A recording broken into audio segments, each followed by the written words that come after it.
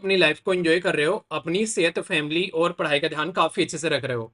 पहले तो ये बताइए कैसे हैं आप लोग, और क्या मेरी आवाज़ जो है वो क्लियर आ रही है या फिर कोई दिक्कत हो रही है? तो एक बार पहले मुझे एक बार कंफर्म कर दीजिए। आज का ये सेशन जो है, ये मैं यहाँ पर डिस्कस करने वाला हूँ आप लोग का यूपीएससी का मेंस का पेपर, जो कि 9 से लेके 12 बजे के बीच में हुआ। और इसको आप लोग बोल सकते हैं कि जीएस का जो फर्स्ट पेपर था वो आप लोग का यहाँ पर कंप्लीट हो गया है। और ये जो फर्स्ट पेपर है, इस पेपर का सिलेबस अगर जिसको नहीं पता है, मैं एक बार थोड़ा सा बता देता हूँ कि जीएस का फर्स्ट पेपर है यूपीएससी का 2026 का, जिसके अंदर में आप लोगों को इंडिया, जो कि इंडिया की हिस्ट्री है, कल्चर है, जियोग्राफी है, वर्ल्ड इंडिया की और वर्ल्ड की, और सोसाइटी वाला सेक्शन इसके अंदर में आप लोगों को देखने को मिलता है।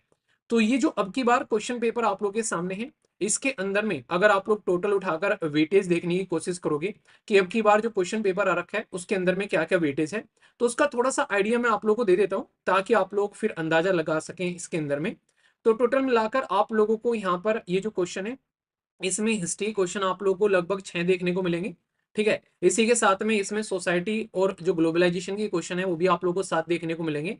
बाकी के इसी तरीके से आप लोगों के ज्योग्राफी के क्वेश्चन है, वो भी अप्रोक्सीमेट इतने ही क्वेश्चन आप लोगों को नजर आते हैं यहाँ पर, यानी कि 7 के करीब, यानी कि 6 क्वेश्चन आप लोगों के हिस्ट्री के हैं, 7 आप लोगों के सोसाइटी और ग्लोबलाइज जो है आप लोगों को देखने को मिलेंगे वर्ल्ड के, यानी कि जो वर्ल्ड हिस्ट्री के। इसी के साथ में आप लोगों को यहाँ पर बात करें तो ज्योग्राफी के आप लोगों को लगभग 7 के करीब क्वेश्चन देखने को मिलेंगे। तो यहाँ पर ये जो पेपर है मैं आप लोगों के साथ में डिस्कस करता चलूंगा, और मैं भी इसको जैसे कि फर्स्ट टाइम देख रहा हूँ, तो यहाँ पर देखेंगे पूरा पेपर देखने के बाद में कि जो पेपर है वो कैसा है, ये टफ है या फिर इजी है या फिर मॉडरेट है। तो इसका भी एनालिसिस यहाँ पर आप लोगों को देखने को मिलेगा। तो पेपर हुआ था 9 से लेके 12 के बेस में। तो ये आप लोगों को यहाँ पर इसका फर्स्ट पेपर है जीएस का, फिर दूसरा पेपर 2:30 से लेके 5:30 बजे तक आप लोगों को दूसरा पेपर देखने को मिलेगा। तो सबसे पहले आप लोग के सामने यहाँ पर जो क्वेश्चन आप लोग को दिखाई दे रहे हैं, ये आप लोग के सामने है हिस्ट्री के क्वेश्चन। ठीक है, तो हिस्ट्री में जो क्वेश्चन है, इसमें पहले मैं इनके ऊपर में नजर डालता हूं और फिर हम लोग आगे बढ़ेंगे।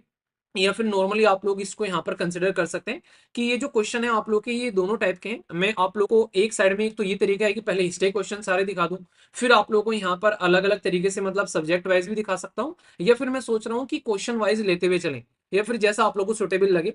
तो यहाँ पर आप लोगों के सामने ये पहला क्वेश्चन आप लोग को दिखाई दे रहा है, एक बार देख लो मेरा पेन चल रहा है कि इस पर पीडीएफ है ये, क्योंकि नॉर्मली जब मैं हिंदू का लेक्चर लेता हूँ उसमें मैं पीडीएफ पे नहीं, उसमें मैं अब ये कैसे गायब होगा? हाँ ठीक, तो गायब नहीं होने का, कैसे होगा ये गायब? अगर इसको ठीक है, इसको कनेक्ट कर लेते हैं, गायब कैसे होगा ये? और इसको फिर पेन नहीं चल रहा, चक्कर क्या है? एक सेकेंड रुकना, अगर पेन सेलेक्ट कर लेता हूँ तो कर लिया सेलेक्ट। ठीक, पीपीटी का तो सब पता है, ये पीडीएफ में जब खोलता हूँ ना, इसमें ये इसका कई बार दिक्कत करता है मुझे। एक सेकेंड रुक जाइए आप लोग, ऐसे भी हो जाए तो सही रहेगा। दिख रहा है क्वेश्चन आप लोगों को भी? चलो ऐसे करके देख लेंगे थोड़ा सा। ठीक है, मैं थोड़ा सा इसको जूम आउट कर देता हूँ ताकि पूरा पेपर दिख जाए। अब दिख जाएगा, ठीक है। अब आप लोगों को दिख रहा होगा यहाँ पर।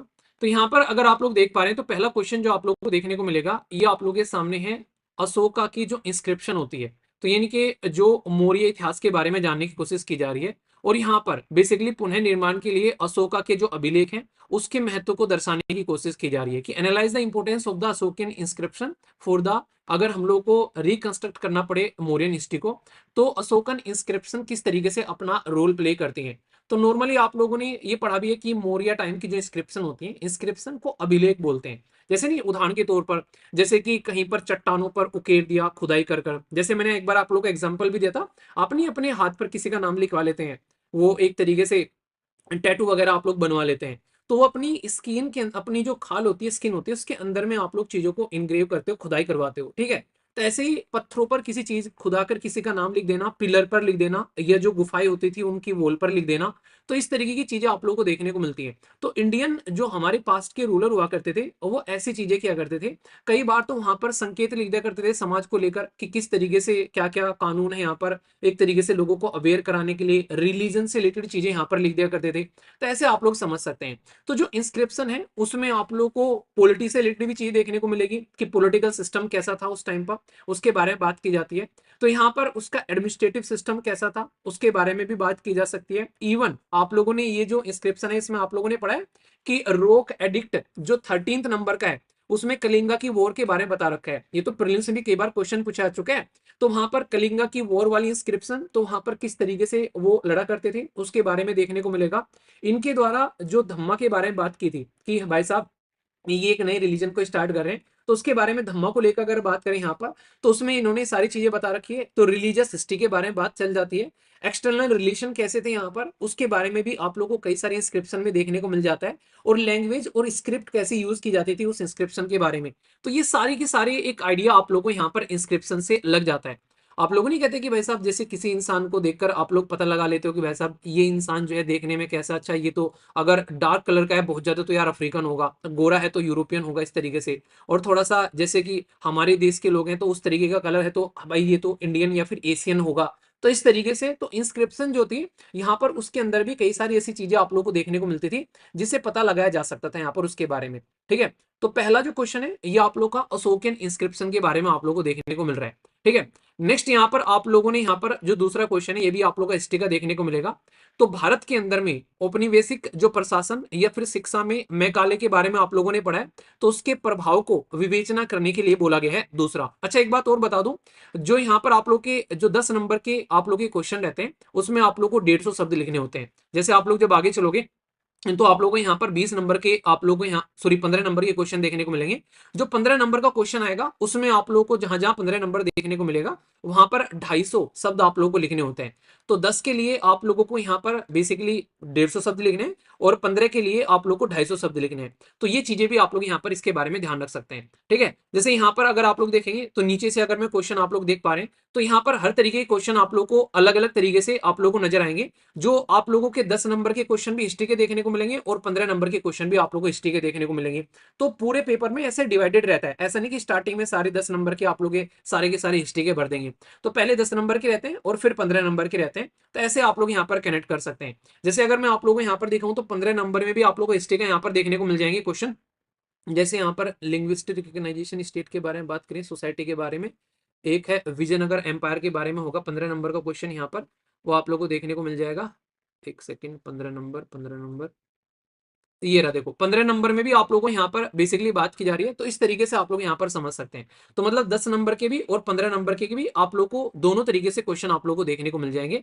तो ये मिक्स रहते हैं, ऐसे नहीं कि सेपरेट डिवाइडेड रहते हैं कि भाई साहब ये तो आप लोग का जो है बेसिकली हिस्ट्री का हो गया या फिर ये इस तरीके से आप लोग का ज्योग्राफी का हो गया। तो सब मिक्सचर आप लोग को देखने को मिलता है। ठीक है, समझ में आ गया। तो अभी यहाँ पर जो बात की जा रही है कि discuss the impact of Macaulay, तो मैकाले के बारे में बात की जा रही है। तो Macaulay minutes on colonial administration में और एजुकेशन में उसका क्या प्रभाव आप लोगों को देखने को मिलता है, तो उसके बारे में है ये दूसरा क्वेश्चन आप लोगों के सामने। तो यहाँ पर अगर आप लोग बात करें तो जो मैकाले था तो बेसिकली उसका जो पूरा नाम था थॉमस थॉमस बंगटन मैकाले। तो यहाँ पर उसके द्वारा एजुकेशन के बारे में बात की गई थी कि वो चाह रहा था कि इंग्लिश एजुकेशन को हम लोग सपोर्ट करें। ठीक है। तो एक तरीके से इंग्लिश एजुकेशन जो सपोर्ट की जाए, वेस्टर्नाइज नॉलेज यानी कि जो यूरोपियन नॉलेज थी वो दी जाए। बेसिकली ये लोग क्या चाहते थे कि देखने में तो ये जो इंडियन है ये देखने में तो भारतीय लगे पर लेकिन अंदर से ये पूरे के पूरे अंग्रेज हो जाएं, ऐसी कोशिश इनके द्वारा की जाती थी यहाँ पर।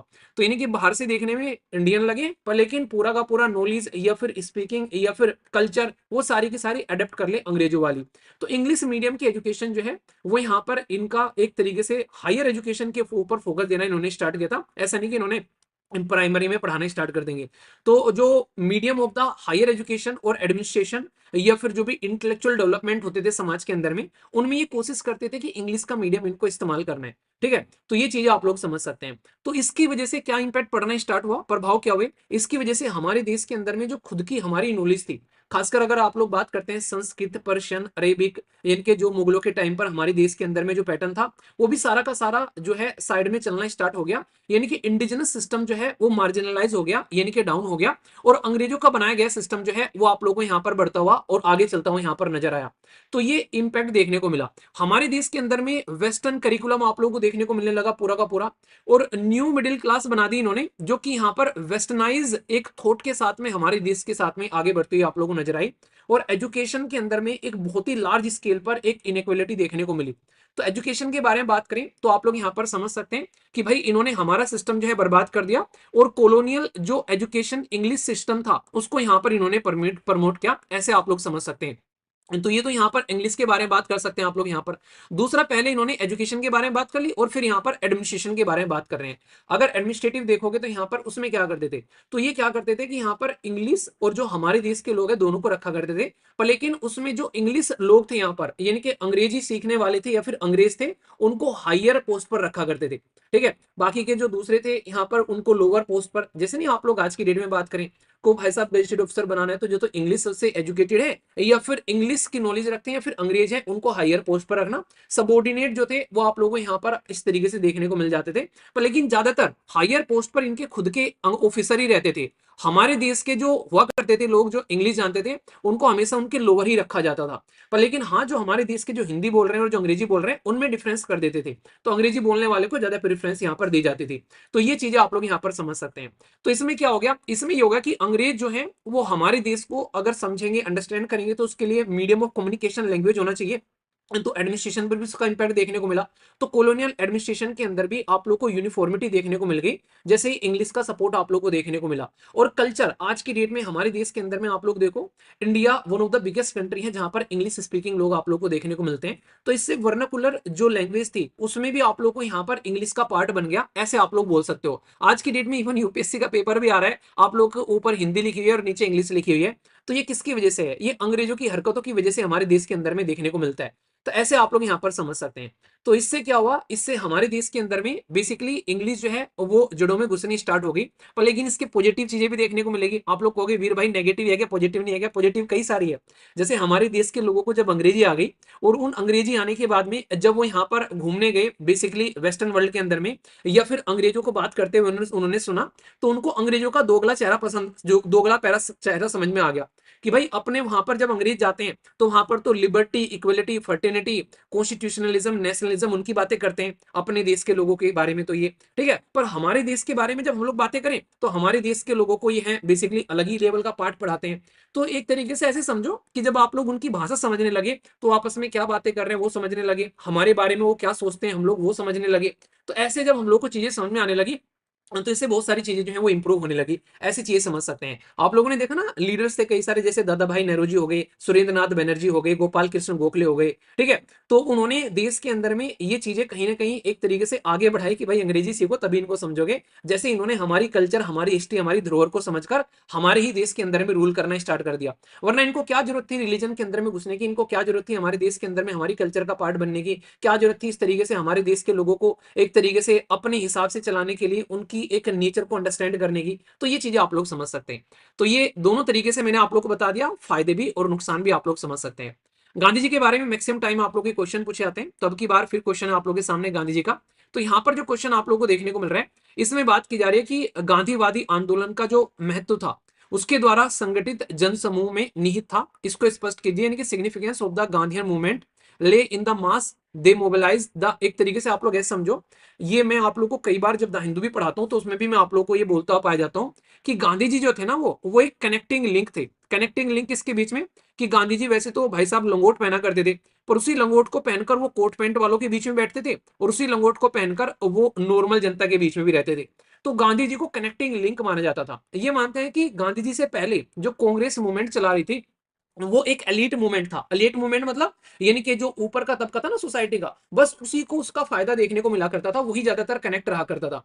पर लेकिन गांधी जी के आने के बाद में ग्राउंड लेवल पर जैसे कि पीजेंट होते हैं यानी कि वर्कर किसान, यहाँ पर एक तरीके से ये वुमेन ट्रेडर्स स्टूडेंट्स, ये सारी की सारी कम्युनिटी भी जो है यहाँ पर इस सिस्टम का पार्ट बन गई।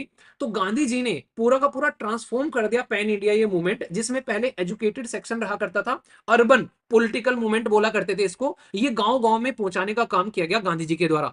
तो गांधी जी ने कैसे काम किया? सबसे पहले आप लोगों ने चंपारण देखा, ठीक है, चंपारण के अंदर में फिर आप लोगों ने अहमदाबाद मिल स्ट्राइक देखी।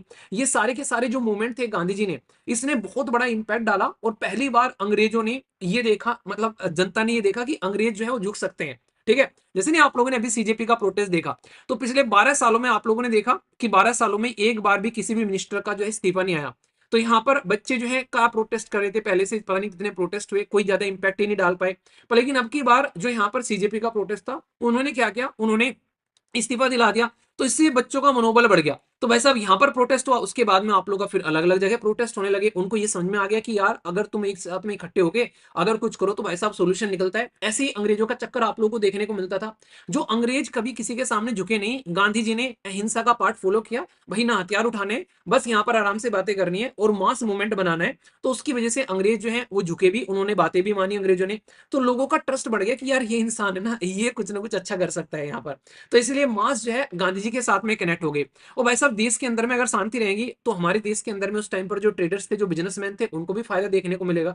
तो ये भी चीजें आप लोग समझ सकते हैं। तो जब यहाँ पर गांधी जी ने बाइकआउट की बात की, हमारे स्वदेशी की बात की, तो सारे के सारे ट्रेडर्स और बिजनेसमैन जो है वो गांधी जी के पीछे आ गए। तो हम अपनी खुद की इंडस्ट्री लगाएंगे, अपनी चीजों को खुद से लेकर चलेंगे। ऊपर से जो ट्राइबल कम्युनिटी थी, जंगलों में रहा करते थे या फॉरेस्ट में जो कम्युनिटी रहा करती थी आदिवासी, वो भी यहाँ पर अलग तरीके से निकल कर आए सामने। क्यों? क्योंकि अंग्रेजों ने जंगलों में यहाँ पर उनकी जिंदगी दुश्वार कर रखी थी, वहां से रॉ मटेरियल निकालते थे और लेकर जाते थे। तो वहां पर वो लोग भी काफी फ्रस्ट्रेट थे, तो वो भी आकर जुड़ गए यहाँ पर। ऐसी अलग अलग लेवल पर मूवमेंट आप लोग को देखने को मिले।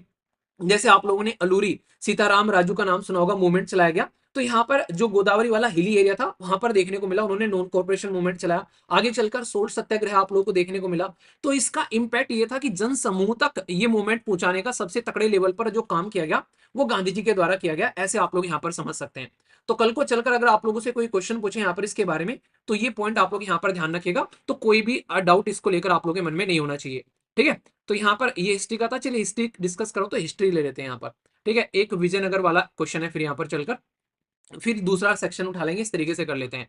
तो यहाँ पर अगर हम लोग बात करें विजयनगर के बारे में, तो यहाँ पर बात की जा रही है कि विजयनगर वास्तुकला अतीत की परंपराओं और समकालीन जो जो समकालीन प्रथाएं थी, उनको बेसिकली सम्मिलित का एक उदाहरण आप लोगों को देखने को मिलता है। और यहाँ पर इसको उदाहरणों के थ्रू आप लोग को स्पष्ट कराना है। यानी कि विजयनगर की जो आर्किटेक्चर थी, वो एग्जाम्पलीफाई करती है अमेलगमेशन की past tradition with the contemporary practice. ऐसा ही क्वेश्चन इन्होंने पहले पूछा जा चुका है इंडस वैली सिविलाइजेशन को लेकर भी। इन्होंने इंडस वैली सिविलाइजेशन में ये पूछा था कि जिस तरीके से इंडस वैली सिविलाइजेशन जो है वो पुराने टाइम पर आप लोग देखते थे कि वहां पर जो सिस्टम फॉलो किया जाता था, आज की डेट में हम लोग उससे क्या सीखकर इंप्लीमेंट कर सकते हैं। तो ऐसे क्वेश्चन कई बार इनसे पूछे जाते हैं यहाँ पर। ठीक है, तो ये चीजें आप लोग समझ सकते हैं। नहीं क्वेश्चन वाइज नहीं, मुझे ऐसा लग रहा है कि सब्जेक्ट वाइज कवर करा दूं, क्योंकि वो नहीं माहौल सा बन जाता है दिमाग के अंदर में कि सब्जेक्ट कर रहे हैं तो ये वाला हिस्ट्री पढ़ रहे हैं तो हिस्ट्री कंप्लीट कर लेते हैं। तो चलो कोई नहीं, अब तो सब्जेक्ट वाइज कर लेते हैं। ठीक है, तो यहाँ पर जो विजयनगर एम्पायर था, अब की बार सेम क्वेश्चन यहाँ पर इन्होंने उससे पूछ लिया। जैसे नहीं पुराना क्वेश्चन मैंने आप लोगों को बताया। तो कंटिन्यूएशन अर्लियर ट्रेडिशन के बारे में बात करेंगे पहले, फिर जो कॉन्टेम्परेरी इनोवेशन क्या देखने को मिलते हैं उसके बारे में हम लोग बात करेंगे। तो ये क्वेश्चन पूरा का पूरा आप लोग दो पार्ट में डिवाइड कर इसको यहाँ पर देख सकते हैं कि पास्ट की ट्रेडिशन क्या है और कॉन्टेम्परेरी टाइम पे क्या चीजें आप लोग को देखने को मिलती है, वो चीजें आप लोग समझ सकते हैं। तो जैसे कॉन्टिन्यूस थी अर्लियर ट्रेडिशन, जैसे द्रविडियन टेम्पल बना करते थे, उसी पैटर्न में इन्होंने आगे चलकर मंदिर को बनाना स्टार्ट किया। खासकर कल्चर के पार्ट में अगर आप लोग बात करते हैं, ठीक है, जैसे गोपुरम आप लोगों को यहाँ पर देखने को मिलता है। जो पांड्याज ट्रेडिशन थी वो इन्होंने फॉलो करी आगे चलकर। ठीक है, हालांकि नाम वगैरह चेंज कर देते थे यहाँ पर। ऐसे ही क्राफ्टमैनशिप हुआ करती थी पुराने टाइम पर जो चलती थी, सेम उसी तरीके से इन्होंने फॉलो किया आगे चलकर यहाँ पर। तो यानी कि जो चीजें थी पुराने टाइम पर ओल्डर, जैसे नहीं आप लोग जैसे घर में, जैसे हमारे जो पूर्वज जो करते हुए आते हैं, जैसे खेती करते हैं मान लो गांव के अंदर में, तो जो पूर्वज जिस तरीके से कर रहे हैं, आने वाली जनरेशन भी ऐसे खेती करना स्टार्ट कर देती है। तो यहाँ पर कुछ चीजें उनको लगता है कि यार ये चीजें इस तरीके से कर लेते हैं, पुराने टाइम पर ये चीजें अच्छी नहीं थी। पुराने टाइम पर हल यूज करते थे, बैल यूज करते थे। तो जब तक हमारे पास में ट्रैक्टर नहीं आया तो हम लोगों ने हल और बैल का इस्तेमाल किया। पर आज की डेट में हमारे पास में ट्रैक्टर आ गया तो हम लोग ट्रैक्टर का इस्तेमाल कर रहे हैं। तो दोनों तरीके से आप लोग चीजों को यहाँ पर समझ सकते हैं। ठीक है, तो आप लोग इस तरीके से कनेक्ट करना। कॉन्टेम्परेरी टाइम पर फिर इन्होंने चीजों को एक्सपेंड किया, जैसे कि एक्सपेंड किया मंडपास, तो इन्होंने अलग तरीके से फेस्टिवल, म्यूजिक डांस और मास के साथ में उसको कनेक्ट करना स्टार्ट कर दिया। ठीक है, तो इसी के साथ में इन्होंने, जैसे कि शादी के बारे में बात करते हैं, तो शादी जिसको यहाँ पर ये कल्याणन मंडपम बोला करते थे मंडपास, तो यहाँ पर उसके लिए सेपरेट सिस्टम हॉल बनाना स्टार्ट कर दिया इन्होंने यहाँ पर, ताकि उसको और बेटर वे में परफॉर्म किया जा सके। तो ये पैटर्न देखने को मिला। इसी के साथ में आप लोगों को देखने को मिलेगा आगे चलकर इंडो और इस्लामिक इन्फ्लुएंस देखने को मिलने लगा। जैसे नहीं हमारे टाइम पर, जैसे आप लोग देखोगे तो यहाँ पर टाइम टू टाइम पहले दिल्ली सल्तनत आप लोगों को देखने को मिली, उसके बाद में फिर यहाँ पर आप लोग को यहाँ पर मुगल आ गए, फिर अंग्रेज आ गए। तो जो जो भी हमारे देश के अंदर में आते गए उसकी कल्चर का इन्फ्लुएंस आप लोग को देखने को मिलता है। तो वो इन्फ्लुएंस आप लोग को कॉन्टेम्परेरी टाइम पर देखने को मिलता हुआ नजर आता था यहाँ पर। यानी कि पुरानी चीजें भी कॉन्टिन्यूस थी यहाँ पर, और आगे भी चीजें इन्होंने इस तरीके से लेकर चले। तो ऐसे आप लोग यहाँ पर कनेक्ट कर सकते हैं। ठीक है, तो ये चीजें आप लोग यहाँ पर ध्यान रखना। तो इस तरीके से आप लोग का ये क्वेश्चन थोड़ा सा जिसको आइडिया होगा तो वो इसको ज्यादा बेटर वे में कनेक्ट कर पाएगा। नॉर्मल बच्चा जो है उसके लिए थोड़ा सा ये टफ लगेगा। ठीक है, तो यहाँ पर हिस्ट्री के साथ में अगर बात करें, यहाँ पर ये सोसाइटी वाला पार्ट है। तो अगर बात करते हैं भारत के अंदर में, तो भारतीय राज्यों का भाषाई पुनर्गठन जो किया गया, तो यहाँ पर उसके बारे में बात की जा रही है। तो यहाँ पर नीचे से उठे जन दबाव के द्वारा संचालित था। मतलब आप लोग ऐसा बोल सकते हैं कि जब आप लोग हमारे देश के अंदर में स्टेट रीऑर्गेनाइजेशन के बारे में पढ़ते हैं कि किस तरीके से हमारे देश के अंदर में स्टेट को जो रीऑर्गेनाइजेशन किया, तो उसमें लिंग्विस्टिक इंपैक्ट बड़ा तकड़ा आप लोग को देखने को मिलता था। ये आप लोग का पॉलिटी के साथ भी कनेक्ट कर सकते हैं इस वाले क्वेश्चन को, तो क्योंकि पॉलिटी में जब आप लोग कॉन्स्टिट्यूशन का स्टार्टिंग वाला फेज पढ़ते हैं ना, तो वहां पर आप लोग इसके साथ में कनेक्ट कर सकते हैं। आप लोगों ने पढ़ रखा ना कि धार कमीशन बनाया गया, फिर आगे चलकर जेवीपी कमेटी बनाई गई, जिसमें जवाहरलाल नेहरू, वल्लभ भाई पटेल, पट्टाभी सीतारामैया देखने को मिले थे यहाँ पर।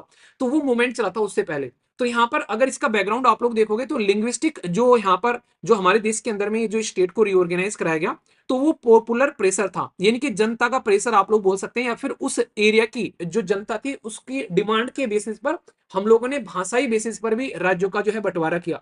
तो इंडियन नेशनल कांग्रेस ने यहाँ पर स्टार्टिंग में, आप लोग पुराना अगर हिस्ट्री उठाकर देखोगे, तो 90 बेसिकली 20 में अगर हम लोग जाते हैं यहाँ पर, तो वहां पर इंडियन नेशनल कांग्रेस के द्वारा नागपुर का जो सेशन था, उन्होंने प्रोविंशियल कमेटी बनाई थी लिंग्विस्टिक के बेसिस पर।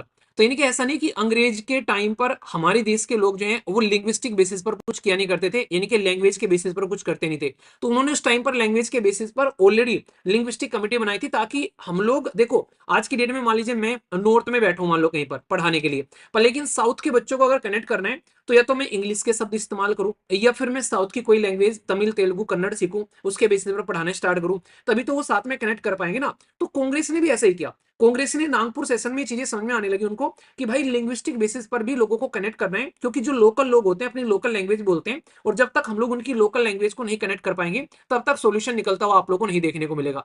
तो ऐसे उन्होंने लिंग्विस्टिक लेवल पर नागपुर के अंदर में 1920 में अपनी प्रोविंशियल कमेटी जो है वो रीऑर्गेनाइज करनी स्टार्ट कर दी। और फिर जब देश आजाद हो गया, उसमें आप लोगों को देखने को मिला धार कमीशन बनाया गया, जिसने बोला कि हम लोग को रिकमेंडेशन दी गई कि एडमिनिस्ट्रेटिव कन्वीनियंस के तौर पर हम लोग को फॉलो करना है। धार कमीशन ने लैंग्वेज के बेसिस पर मना कर दिया था कि भाई लैंग्वेज के बेसिस पर चलेंगे तो हमारे देश के अंदर में एक कहावत बोली जाती है कि कोस कोस पे बदले पानी, सवा कोस पे बानी। यानी कि जितनी डिस्टेंस पर हम लोग चलते हैं, तो हमारे देश के अंदर में भाषाएं चेंज हो जाती है, पानी का टेस्ट चेंज हो जाता है।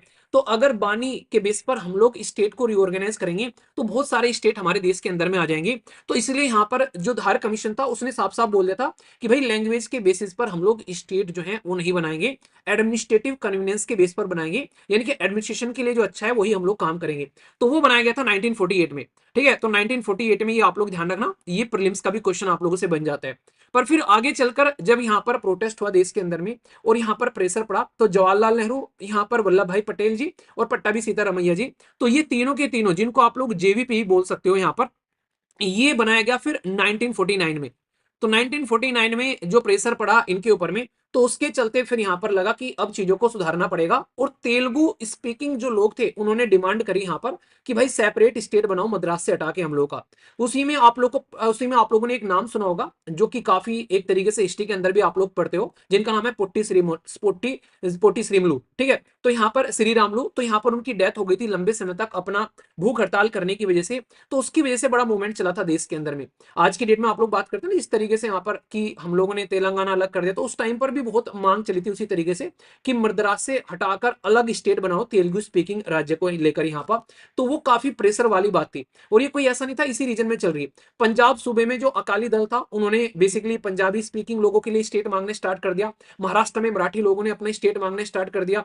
तो इस तरीके से हमारे देश के अंदर में बहुत ही बड़े लेवल पर ये एक तरीके का प्रेशर बना, और फिर उसके बेसिस पर हम लोगों ने स्टेट को रिओर्गेनाइज करना स्टार्ट कर दिया इसके बेसिस पर, ऐसे आप लोग समझ सकते हो। ठीक है, तो स्टेट रिओर्गेनाइजेशन कमीशन बनाया गया 1953 में, जिसमें फैजली थे यहाँ पर और भी कई सारे थे यहाँ पर, उनके द्वारा स्टेट रिओर्गेनाइजेशन एक्ट लेकर आया गया। तो उसके बेसिस पर आप लोग को फिर यहाँ पर लैंग्वेज का भी इंपैक्ट आप लोग को यहाँ पर देखने को मिला। ठीक है, तो इसी की वजह से आज के डेट में आप लोग को कहीं ना कहीं डिवीजन देखने को मिल जाता है। गुजरात में गुजराती बोलने वाले, महाराष्ट्र में मराठी, तो दोनों को अलग अलग कर दिया। ठीक है, पंजाब और हरियाणा, हरियाणवी और पंजाबी लोग अलग अलग कर दिए इस तरीके से। तो ये जो राज्य के क्रिएशन आप लोग को देखने को मिल रहे हैं, ये साफ साफ दिखाता है कि लैंग्वेज का जो है वो इंपैक्ट पड़ रहा था हमारे देश के अंदर में।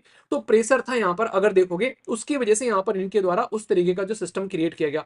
तो पॉपुलर प्रेशर जो है उसने रीऑर्गेनाइज करने में स्टेट को जो है काफी बड़ा रोल प्ले किया यहाँ पर, ऐसे आप लोग बोल सकते हो पूरा का पूरा जब क्वेश्चन आप लोग अटेम्प्ट कर लो। ठीक है, समझ में आ गया पूरा का पूरा। तो इस तरीके से आप लोग ध्यान रखना, इसको लेकर कोई भी डाउट आप लोगों के मन में नहीं होना चाहिए। नेक्स्ट यहाँ पर आप लोगों को देखने को मिलेगा, ये है क्वेश्चन नंबर 13। अगर इसको आप लोग देखेंगे, यहाँ पर बात की जा रही है the model of the plant economy was adapted in India to address the regional जो इम्बेलेंस है and left behind by the colonial rule. तो यहाँ पर भारत के अंदर में जो योजनाबद्ध अर्थव्यवस्था का जो मॉडल अपनाया गया, वह अगर आप लोग देखते हैं तो यहाँ पर जो अपनाया गया था, ताकि जो उपनिवेश था, उपनिवेश का शासन द्वारा जो छोड़ा गया था उस क्षेत्र को संतुलित करने के लिए। तो यहाँ पर इसको देख सकते हैं, तो असंतुलन को मिटाने के लिए, तो ये पूरा का पूरा क्वेश्चन आप लोगों के सामने आता है। तो कॉलोनियल टाइम पे जो हमारे देश के अंदर में जो डेवलपमेंट हो रहे थे, ठीक है, आप लोग देख सकते हैं कि उन्होंने अलग अलग लेवल पर अपने फायदे के लिए हमको कॉलोनी बनाया। तो सबसे पहले तो जो वर्ड है कॉलोनी, इसका मतलब क्या होता है, कॉलोनियल रूल क्यों बोलते थे भाई? अंग्रेज जो है हमारे यहाँ पर हमारी जिंदगी सुधारने के लिए आए थे। अंग्रेज हमारे देश के अंदर में इसलिए आए थे ताकि अंग्रेज जो है वो यहाँ से रिसोर्सेज निकाल सके, अपने देश के अंदर में लेकर जा सके, और उन रिसोर्सेज से फिर प्रोडक्ट बनाकर दुनिया भर में बेच सके। तो ये अंग्रेजों का फाउंडेशन था यहाँ पर। तो इसी की वजह से अंग्रेजों ने हमारे देश के अंदर में जिस तरीके से एंट्री करी थी, तो उन्होंने यहां पर हमको फाउंडेशन बनाया था। इसलिए आप लोगों ने देखा पोर्ट सिटी डेवलप की गई बॉम्बे, कलकत्ता, मद्रास के अंदर में, वहां पर ही इंडस्ट्री डेवलप की गई ताकि रॉ मटेरियल को आराम से निकाल कर लेकर जा सके। ठीक है, तो ये समझ सकते हैं। और इन्होंने अलग अलग लेवल पर जो डेवलपमेंट किए, अब ट्रेन बनाई इन्होंने हमारे देश के अंदर में। ट्रेन हमारे फायदे के लिए थोड़ी ना बनाई है भाई, ट्रेन को चाहते थे कि रॉ मटेरियल जो है वो देश के इंटरनल भाग से निकालकर पोर्ट तक ले जाया जा सके, और फिर उस सामान को ये ट्रेन में भरकर विदेशों में ले जा सके। तो इन्होंने ट्रेन का डेवलपमेंट किया, इस तरीके से आप लोग यहाँ पर समझ सकते हैं। तो पूरा का पूरा जो पैटर्न आप लोगों को देखने को मिलेगा, तो ये अपने लिए चीजें कर रहे थे यहाँ पर, ना कि हमारे लिए। वो अलग बात है कि भाई करप्शन नहीं हो रहा था उस टाइम पर, इतने अच्छे लेवल के प्रोडक्ट बना रहे थे कि वो आज तक भी चल रहे हैं, पर लेकिन इन्होंने हमारे लिए कुछ नहीं किया यहाँ पर। तो ये चीजें समझ सकते हैं। तो इस तरीके से यहाँ पर ध्यान रखना। तो यहाँ पर कॉलोनियल लेगेसी जो है उसकी वजह से रीजनल इंबैलेंस था, क्योंकि कोलकाता में डेवलपमेंट हो गया, मद्रास में डेवलपमेंट हो गया, बॉम्बे में डेवलपमेंट हो गया, पर इसकी वजह से दूसरे दूरदराज वाले एरिया में तो कोई डेवलपमेंट नहीं हुआ। तो colonial legacy regional imbalance create कर रही थी, ये आप लोग बिल्कुल यहां पर बोल सकते हैं। ठीक है, तो इसकी वजह से यहां पर फिर क्या करना पड़ा, बाद में चलकर हम लोग को उसको एड्रेस करने के लिए पब्लिक सेक्टर का इन्वेस्टमेंट निकल कर आया हमारे देश के अंदर में। जैसे आज के डेट में अगर देखो, आज भी वो इंबैलेंस देखने को मिलता है जहां जहां इंडस्ट्री हो जाती है। अब आप लोग दूसरी बात तो दूर छोड़ दो भाई, आप लोग यूपीएससी की प्रिपरेशन करने जाते हैं तो लोग क्या कहते थे पहले कि भाई साहब मुखर्जी नगर में चले जाओ दिल्ली के अंदर में, या फिर करोल बाग में चले जाओ कि वहीं पर ही कोचिंग कर सकते हैं। क्यों भाई, अगर कोई इंसान जो है नॉर्थ ईस्ट में रहता है, क्या उसको क्लासेस नहीं मिल सकती, क्या उसको उसका फायदा नहीं मिल सकता यहाँ पर? तो ऑनलाइन ने क्या किया, वो इम्बैलेंस जो था उसको भाई साहब बैलेंस कर दिया। अब कोई बच्चा कहीं पर भी बैठकर कहीं से भी चीजों को जो है वो यहाँ पर आसानी से कोरिलेट कर सकता है, कहीं से भी जाकर वो अपनी क्लासेस ले सकता है। पर पुराने टाइम पर बहुत सारे इंबैलेंस आप लोगों को देखने को मिलते थे। तो जो प्लांट इकोनॉमी है वो अडेप्ट किया गया एड्रेस करने के जो पुराने इंबैलेंस थे ये पुराने टाइम पर, तो उसने काफी चीजों को करेक्ट किया जो कि पुराने टाइम पर नहीं थी। जैसे हमारे देश के अंदर में इन्होंने तो पोर्ट को डेवलप किया, पर लेकिन जैसे कि भिलाई स्टील प्लांट हो गया जो छत्तीसगढ़ के अंदर में, राउरकेला उड़ीसा के अंदर में, या दुर्गापुर वेस्ट बंगाल के अंदर में मल्टीपर्पज प्रोजेक्ट बनाए गए, भाखरा नंगल डैम हो गया, दामोदर वैली कॉर्पोरेशन हो गया, हीराकुंड डैम बनाया गया, इंडस्ट्री में लाइसेंस दिए गए स्टेट को अलग अलग लेवल पर हमारे देश के अंदर में यूनिफॉर्मिटी लाने के लिए। अभी फिलहाल के टाइम पर तो आप लोगों ने बहुत सारे जैसे लेबर कोर्स देखा होगा, वो देश के अंदर में बना दिए। प्लानिंग की गई फाइनेंस कमीशन और प्लानिंग कमीशन के द्वारा मिलकर, जहां पर ग्रोथ प्रोन एरिया था, सूखा ज्यादा आता था, तो वहां पर अलग तरीके से प्रोजेक्ट बनाए गए। आज की डेट में रिवर इरिगेशन प्रोजेक्ट आप लोगों को देखने को मिलता है, जो रिवर की हेल्प से रिवर को कनेक्ट करने के लिए प्रोजेक्ट बनाए गए कि वहां का पानी वहां पर पहुंचा दो। तो ये चीजें देखने को मिली, जहां पर कुछ फेवरेबल चीजें थी, कुछ लिमिटेशन भी है। आज की डेट में भी ऐसा नहीं बोल सकते, जैसे कि ग्रीन रिवोल्यूशन इन्होंने चलाया, पंजाब हरियाणा वेस्टर्न उत्तर प्रदेश में फायदा देखने को मिला और दूसरे एरिया में ज्यादा फायदा देखने को मिला। अब तो यहाँ पर इन्होंने बहुत सारे जो रीजनल इंबैलेंस थे उनको टैकल करने की कोशिश की गई। तो इस तरीके से अलग अलग प्रोजेक्ट हमारे देश के अंदर में ये इनके द्वारा इंप्लीमेंट किए गए। जब कोई ऐसा क्वेश्चन आता है ना, उस क्वेश्चन को आंसर करने का सबसे इजी तरीका होता है कि आप लोग उसके लिए नॉर्मली एक तरीके से ऐसा बोल सकते हैं, जैसे कि आप लोगों ने जब एडिटोरियल वगैरह अच्छे से पढ़ रखे हो ना, तो तब इस तरह के क्वेश्चन को आप लोग ज्यादातर डील कर पाते हो, ऐसा आप लोग सोच सकते हो। ठीक है, तो ये चीजें आप लोग यहाँ पर ध्यान रखना। तो इसको लेकर कोई भी डाउट आप लोगों के मन में नहीं होना चाहिए। एक क्वेश्चन था यूनिटी एंड डाइवर्सिटी के बारे में था यहाँ पर, उसके बारे में डिस्कस कर लेते हैं। रीजनल यूनिटी एंड डाइवर्सिटी का क्वेश्चन था, वो भी अच्छा क्वेश्चन था। सोसाइटी का क्वेश्चन था ना, सोसाइटी के सेक्शन वाला क्वेश्चन। टुंड्रा वाला रीजन डिस्कस द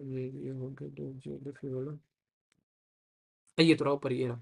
तो यहाँ पर ये क्वेश्चन है आप लोगों का, यहाँ पर यूनिटी इन डाइवर्सिटी को लेकर यहाँ पर बात की जा रही है। तो unity in diversity remain the defining feature of Indian society. तो हम लोग बोलते हैं ना कि हमारे देश के अंदर में यहाँ पर यूनिटी भी है और डाइवर्सिटी भी है, तो उसको यहाँ पर एक तरीका डिफाइनिंग फीचर बोला गया है। पर उसी के साथ में डिस्पाइट द चैलेंज, चैलेंज भी आप लोगों को देखने को मिलते हैं कम्युनलिज्म और रीजनलिज्म के। तो मतलब आप लोग ऐसे समझो, जैसे ये क्वेश्चन एक अच्छा क्वेश्चन है और ये अलग अलग तरीके से पास्ट में भी कई बार पूछा जा चुका है। अब मान लो आज की डेट में हमारे देश के अंदर में हम लोग किस किस बेसिस पर डिवाइड है, अगर आप लोग देखोगे, हम लोग रिलीजन के बेसिस पर अलग अलग धर्म के लोग हैं, हम लोग लैंग्वेज के अलग अलग हैं हम लोग। भाई नॉर्थ में हिंदी बोली जा रही है, कहीं हरियाणवी बोली जा रही है, कहीं पंजाबी बोली जा रही है, कहीं तमिल तेलुगु कन्नड़ तो इस तरीके से आप लोग गुजराती आप लोग देख सकते हैं। तो हम लोग उसके लैंग्वेज के बेसिस पर डिवाइडेड है। हम लोग कास्ट के बेसिस पर डिवाइडेड है हमारे समाज के अंदर में। ठीक है, अलग अलग लेवल पर कहीं ट्राइबल लोग देखने को मिलेंगे, कहीं नॉर्मल। आप लोग कल्चर के बेसिस पर आप लोग को देखने को मिलेगा। तो बहुत लेवल पर हम लोग डिवाइडेड है यहाँ पर लेकिन इस डिवीजन के बावजूद भी हम लोग एक साथ में बंधे हुए हैं। जैसे नहीं आप लोग देखते हैं कि माला जो होती है उसमें अलग अलग मोती होते हैं, तो जो मोती होते हैं वो सारे अलग अलग होने के बावजूद भी एक माला में जुड़े रहते हैं। तो ये यूनिटी इन डाइवर्सिटी आप लोग को हमारे देश के अंदर में देखने को मिलती है। ठीक है, तो ये आप लोग समझ सकते हैं। तो फाउंडेशन क्या है चीजों का लेकर, यूनिटी। और यूनिटी आप लोगों को यहाँ पर देखने को मिलती है आज की डेट में हमारे देश के अंदर में। और इसके पीछे का कुछ फाउंडेशन जो है वो निकल कर आता है, जो मूवमेंट में चल रहे थे ना अंग्रेजों के टाइम पर, वहां से भी जैसे सूफी मूवमेंट आया हमारे देश के अंदर में। ठीक है, उसमें भक्ति मूवमेंट आया, उसमें काफी सारे लोगों को अलग अलग सोसाइटी को बेसिकली, जैसे हमारे देश के अंदर बुद्धिज्म आया तो उसने भी जो कास्ट का जो सेक्शन था उसको कहीं ना कहीं उसने डाउन किया, हमारे देश के अंदर में लोग और ज्यादा मिलकर एक साथ में रहने लगे। पर लेकिन सबसे बड़ा जो चेंज आया हमारे देश के अंदर में वो है कॉन्स्टिट्यूशन के हिसाब से। तो कॉन्स्टिट्यूशन में साफ साफ लिख दिया गया इन चीजों को कि भाई साहब हमारे देश के अंदर में फंडामेंटल राइट सबके लिए हैं। ये ऐसा नहीं हिंदू के लिए, मुस्लिम के लिए, सिख के लिए, ईसाई के लिए। सेक्युलरिज्म वाला ऐड कर दिया गया वर्ड, धर्मनिरपेक्षता कि अपना अपना धर्म फॉलो करो, आप लोग एंजॉय कर सकते हो, पर लेकिन देश का कोई धर्म नहीं होगा। तो उससे यूनिटी बन गई। फेडरलिज्म का सिस्टम, संघवाद का ढांचा कि भाई अलग अलग राज्य हैं पर लेकिन मिलकर साथ में रहेंगे, देश को आगे बढ़ाएंगे। तो ये हो गया। सबको 18 साल से अगर कोई भी बच्चा ऊपर हो चुका है उसको वोटिंग राइट दे दिया। ये नहीं देखा हिंदी है, हिंदू है, मुस्लिम है, सिख है, ईसाई है, तेलुगु बोलता है, कन्नड़ बोलता है या कहां से आता है, उसको उन्होंने ये अधिकार यहाँ पर दे दिया। तो ये क्या है, सारे के सारे ये कॉन्स्टिट्यूशन लेवल पर इंटीग्रेशन हुआ। ठीक है, तो पहले सिविलाइजेशनल इंटीग्रेशन था हमारे देश के अंदर में कि लोग जो हैं सूफी ये ट्रेडिशन या फिर भक्ति मूवमेंट चले, उससे इंटीग्रेशन हुआ। फिर हमारे देश के अंदर में कॉन्स्टिट्यूशन लेवल पर इंटीग्रेशन आप लोगों को देखने को मिला। ठीक है, फिर आगे चलकर इकोनॉमी लेवल पर इंटीग्रेशन आप लोगों को देखने को मिला। यहाँ पर इकोनॉमी के बेसिस पर जैसे कि लोगों को इंटर स्टेट माइग्रेशन करना पड़ा। अब मान लो एक इंसान जो है वो रहने वाला दिल्ली का है पर लेकिन आज की डेट में तमिलनाडु में रह रहा है, क्यों? क्योंकि उसको जॉब करनी पड़ रही है। सोच के देखो। तो मार्केट और ट्रांसपोर्टेशन जरा सी देर में आज की डेट में हवाई जहाज में बैठकर आप लोग कहीं भी घूम सकते हो। डिजिटल नेटवर्क ने तो सारी बाउंड्री तोड़कर रख दी, तो ये इकोनॉमिक इंटीग्रेशन हो गया यहाँ पर। Institution, election commission, arm force, civil services, आप लोग आज के डेट में यूपीएससी का पेपर देते हो, किसी भी स्टेट में आप लोग कैडर मिल सकता है। तो ये इंस्टीट्यूशन का एक तरीके से यूनिटी आप लोग को देखने को मिलेगी। सिनेमा, आज की डेट में केजीएफ की मूवी देख रहे हो, अल्लू अर्जुन की मूवी देख रहे हो नोट में बैठकर, तो ये सिनेमा ने हम लोग को यूनाइट कर दिया। स्पोर्ट्स, जब हमारे देश में गेम होता है तो ये नहीं कहते कि भाई साहब इसमें यहाँ पर साउथ के राज्य नहीं खेलेंगे या नॉर्थ ईस्ट के राज्य खेलेंगे या फिर यहाँ पर गुजरात नहीं खेलेगा, तो भाई साहब सब मिलकर खेलेंगे देश के अंदर में जब कोई गेम होते हैं, तो उन्होंने यूनाइट कर दिया। तो यूनिटी इन डाइवर्सिटी, तो यहां पर किस तरीके से फाउंडेशन निकल कर आता है, तो यहां से आप लोग इसको कनेक्ट कर सकते हैं। ठीक है, पर लेकिन चैलेंज क्या है, चैलेंज फिर निकल कर आ जाता है। जैसे महाराष्ट्र में कोई जाता है बिहार से, तो भाई साहब उसको यहाँ पर प्रॉब्लम फेस करनी पड़ जाती है। अगर नॉर्थ ईस्ट से कोई दिल्ली में आ रहा है तो उसको प्रॉब्लम फेस करनी पड़ जाती है। अब बिहार के एक बच्चे को गोली मार दी थी दिल्ली में, याद है वो इंसिडेंट यहाँ पर। तो ये क्या चीजें देखने को मिली, तो इस तरीके का आप लोगों को देखने को मिलता है। पर लेकिन इसके पीछे ज्यादातर जो दिक्कतें रहती हैं, तो पॉलिटिकल मोबिलाइजेशन देखने को मिलता है, पॉलिटिक्स या फिर रिलीजन के नाम पर दिक्कतें होती नजर आती हैं। ठीक है, रीजन के नाम पर कि भाई साहब मैं तो इस रीजन का हूं, अपने रीजन को सपोर्ट करते हैं यहाँ पर।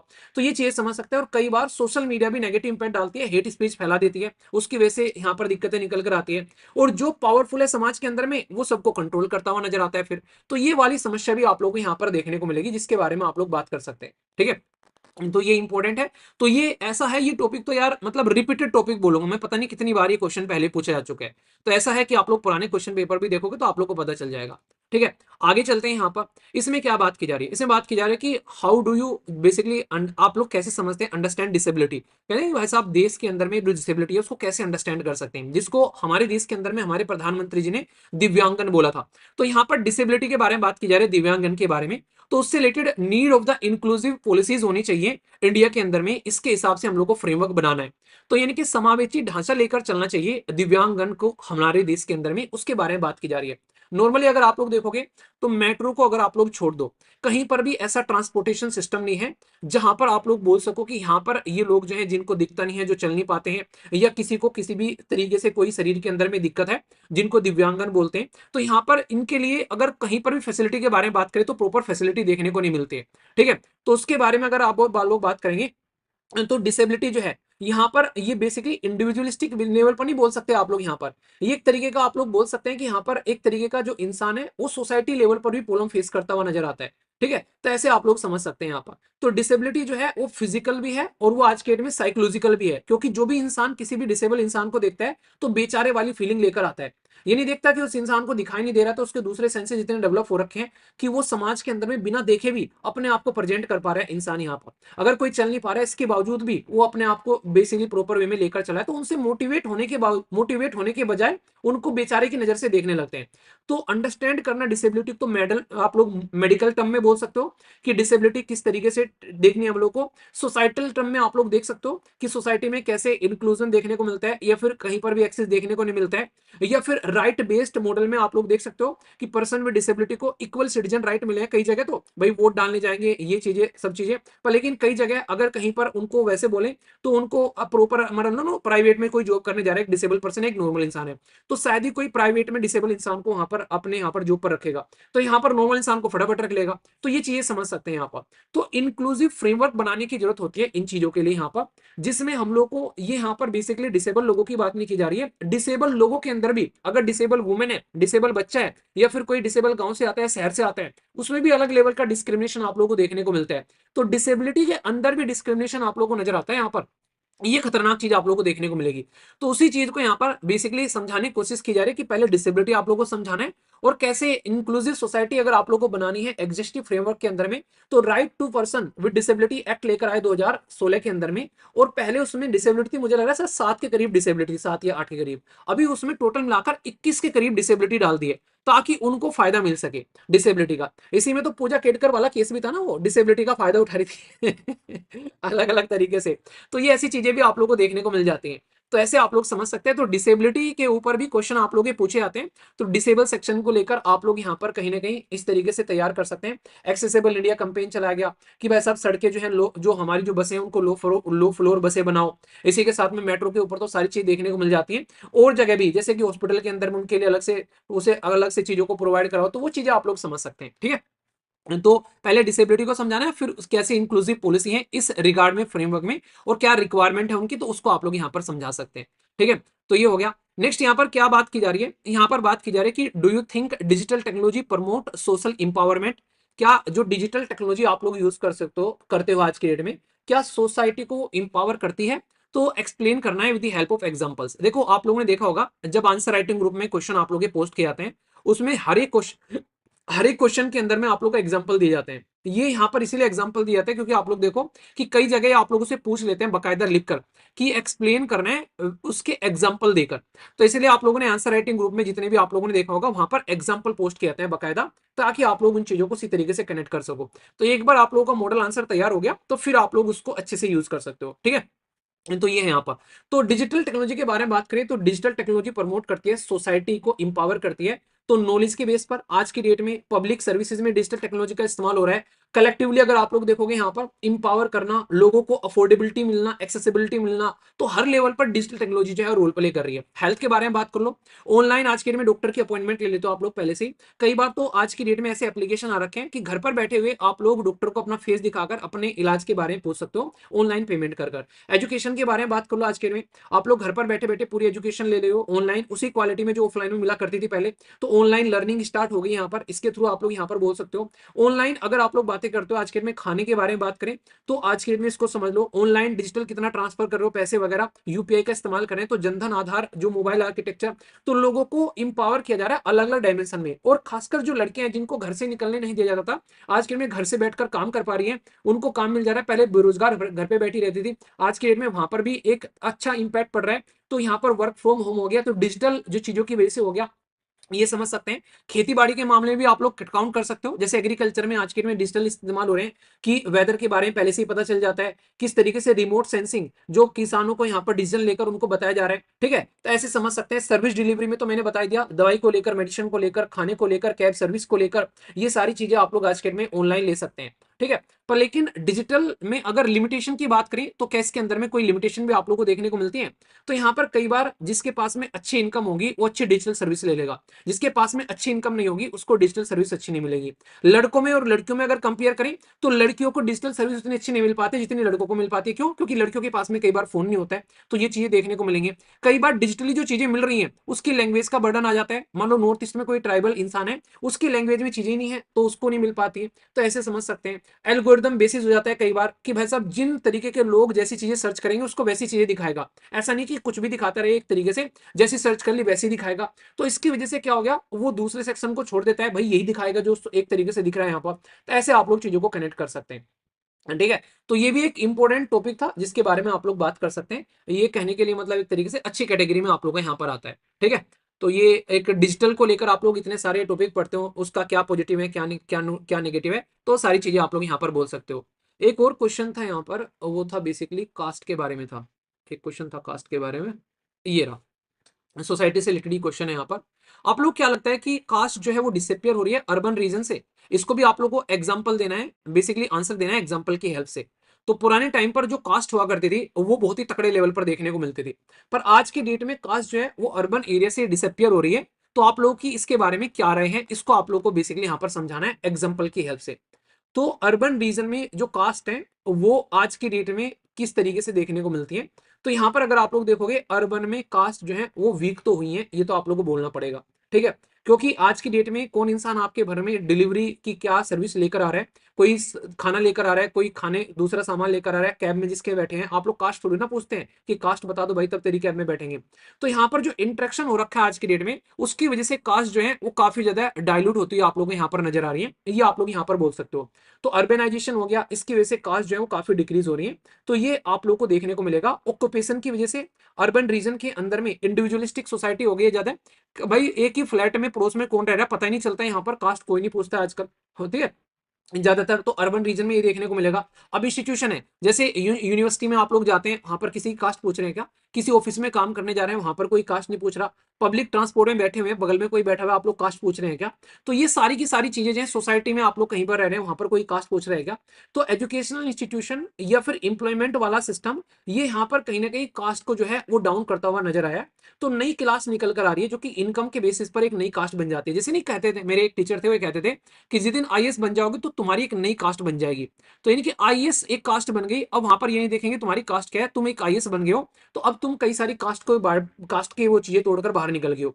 पर हाँ, फिर भी कई जगह चीजें देखने को मिल जाती है। ऐसे एग्जाम्पल्स हैं, जैसे एक आईपीएस ने जो है सुसाइड कर लेता है ये बोलकर कि मेरे इस कास्ट से आता हूं तो मेरा प्रमोशन नहीं हो रहा। तो वो देखो इंसिडेंट होते हैं, पर इन्होंने ये बोला नहीं कि खत्म हो गए हैं बिल्कुल। ठीक है, ठीक है, तो चीजें हैं कि शहर में जो है ये विलुप्त हो रही है, बोला इन्होंने, नहीं बोला कि विलुप्त हो गई है। तो हाँ, डाउन हो रही है चीजें, ऐसा नहीं कि मतलब इस तरीके से पहले जितनी रिजिड चीजें आप लोगों को देखने को मिलती थी। इंटरकास्ट मैरिज हो रही है आज के डेट में बहुत अच्छे लेवल पर आप लोगों को देखने को मिल जाता है। अगर एक लड़का एक लड़की जो है वो आईएएस बन रहे हैं, वो कास्ट देखेंगे नहीं, एक दूसरे से शादी कर लेंगे। तो ये पॉइंट आप लोग को यहाँ पर देखने को मिलेगा।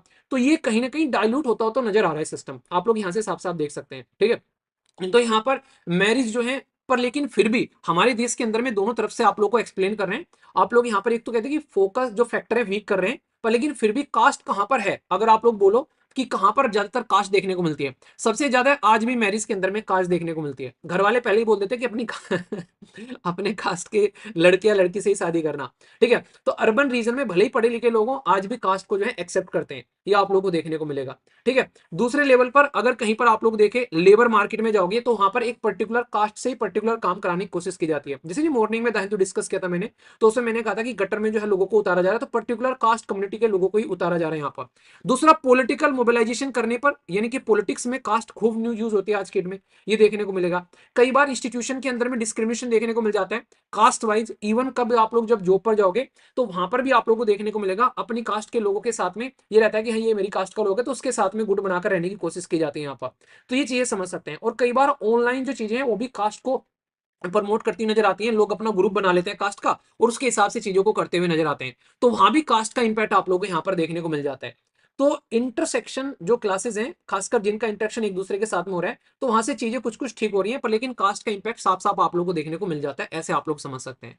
ठीक है, तो ये चीजें आप लोग ध्यान रखना। आगे चलते हैं, नेक्स्ट बात की जा रही है क्रिटिकली एग्जामाइन करने जो चैलेंजेस हैं ऑफ द डेमोग्राफी जो हमारी देखने को मिलती है transition in the contemporary India. देखो हमारे देश के अंदर में सबसे खतरनाक चीज ये थी कि भाई जिस तरीके से हमारे देश के अंदर में जो यूथ बढ़ रहा है, तो उस यूथ को हम लोग जॉब प्रोवाइड करा दें तो हम लोग चीजों को अच्छे से लेकर चल पाएंगे। आप लोगों ने याद होगा कई बार एडिटोरियल डिस्कस करते हुए मैंने ये चीज आप लोगों को एक्सप्लेन करी है कि चाइना हमारी मजाक उड़ाता है, और पता है क्या बोलकर मजाक उड़ाता है, ये बोलकर मजाक उड़ाता है कि भाई भारत के अंदर में ना पॉपुलेशन तो बढ़ गई इनकी, 140 प्लस करोड़ हो गई, हमको पीछे छोड़ गए, पर लेकिन पॉपुलेशन ही बढ़ी है इनकी। आज भी अगर ध्यान से देखोगे तो इनकी स्किल पॉपुलेशन नहीं है यहाँ पर, तो वो चीजें आप लोगों को देखने को मिलती है। तो कई सारे चैलेंज आप लोगों को देखने को मिलेंगे, तो ये उन चैलेंज के बारे में बात करना चाह रहे हैं। तो क्रिटिकली एग्जामाइन करना है चैलेंज क्या है डेमोग्राफिक ट्रांजिशन में कॉन्टेम्परेरी इंडिया के अंदर में आज की डेट में क्या क्या चुनौतियां हैं समकालीन भारत के अंदर में जनसंख्या को लेकर, तो उसके बारे में बात की जा रही है। तो यहाँ पर सबसे पहले सबसे इंपॉर्टेंट चीजें तो आप लोगों को यही देखने को मिलेगी कि आज की डेट में स्किल मिसमैच बड़ा तकड़े लेवल पर आप लोगों को नजर आता है कि एजुकेटेड इंसान जो है उसके पास में स्किल कुछ और है, पर लेकिन मार्केट की डिमांड कुछ और है, तो ये सबसे बड़ा चैलेंज है इंप्लॉयमेंट को लेकर। ठीक है, दूसरा इंप्लॉयमेंट डेफिसिट, यहाँ पर आज की डेट में पढ़े लिखे बेरोजगार ज्यादा है एज कंपेयर टू अनपढ़ बेरोजगार। यानी कि एक तो वो लोग हैं जो पढ़ लिख कर बेरोजगार बैठे हैं, एक वो लोग हैं जो कि अनपढ़ बेरोजगार बैठे हैं, तो पढ़े लिखे बेरोजगार ज्यादा देख लेंगे मिलेंगे आप लोग को अनपढ़ बेरोजगार की कंपेयर में, ये है।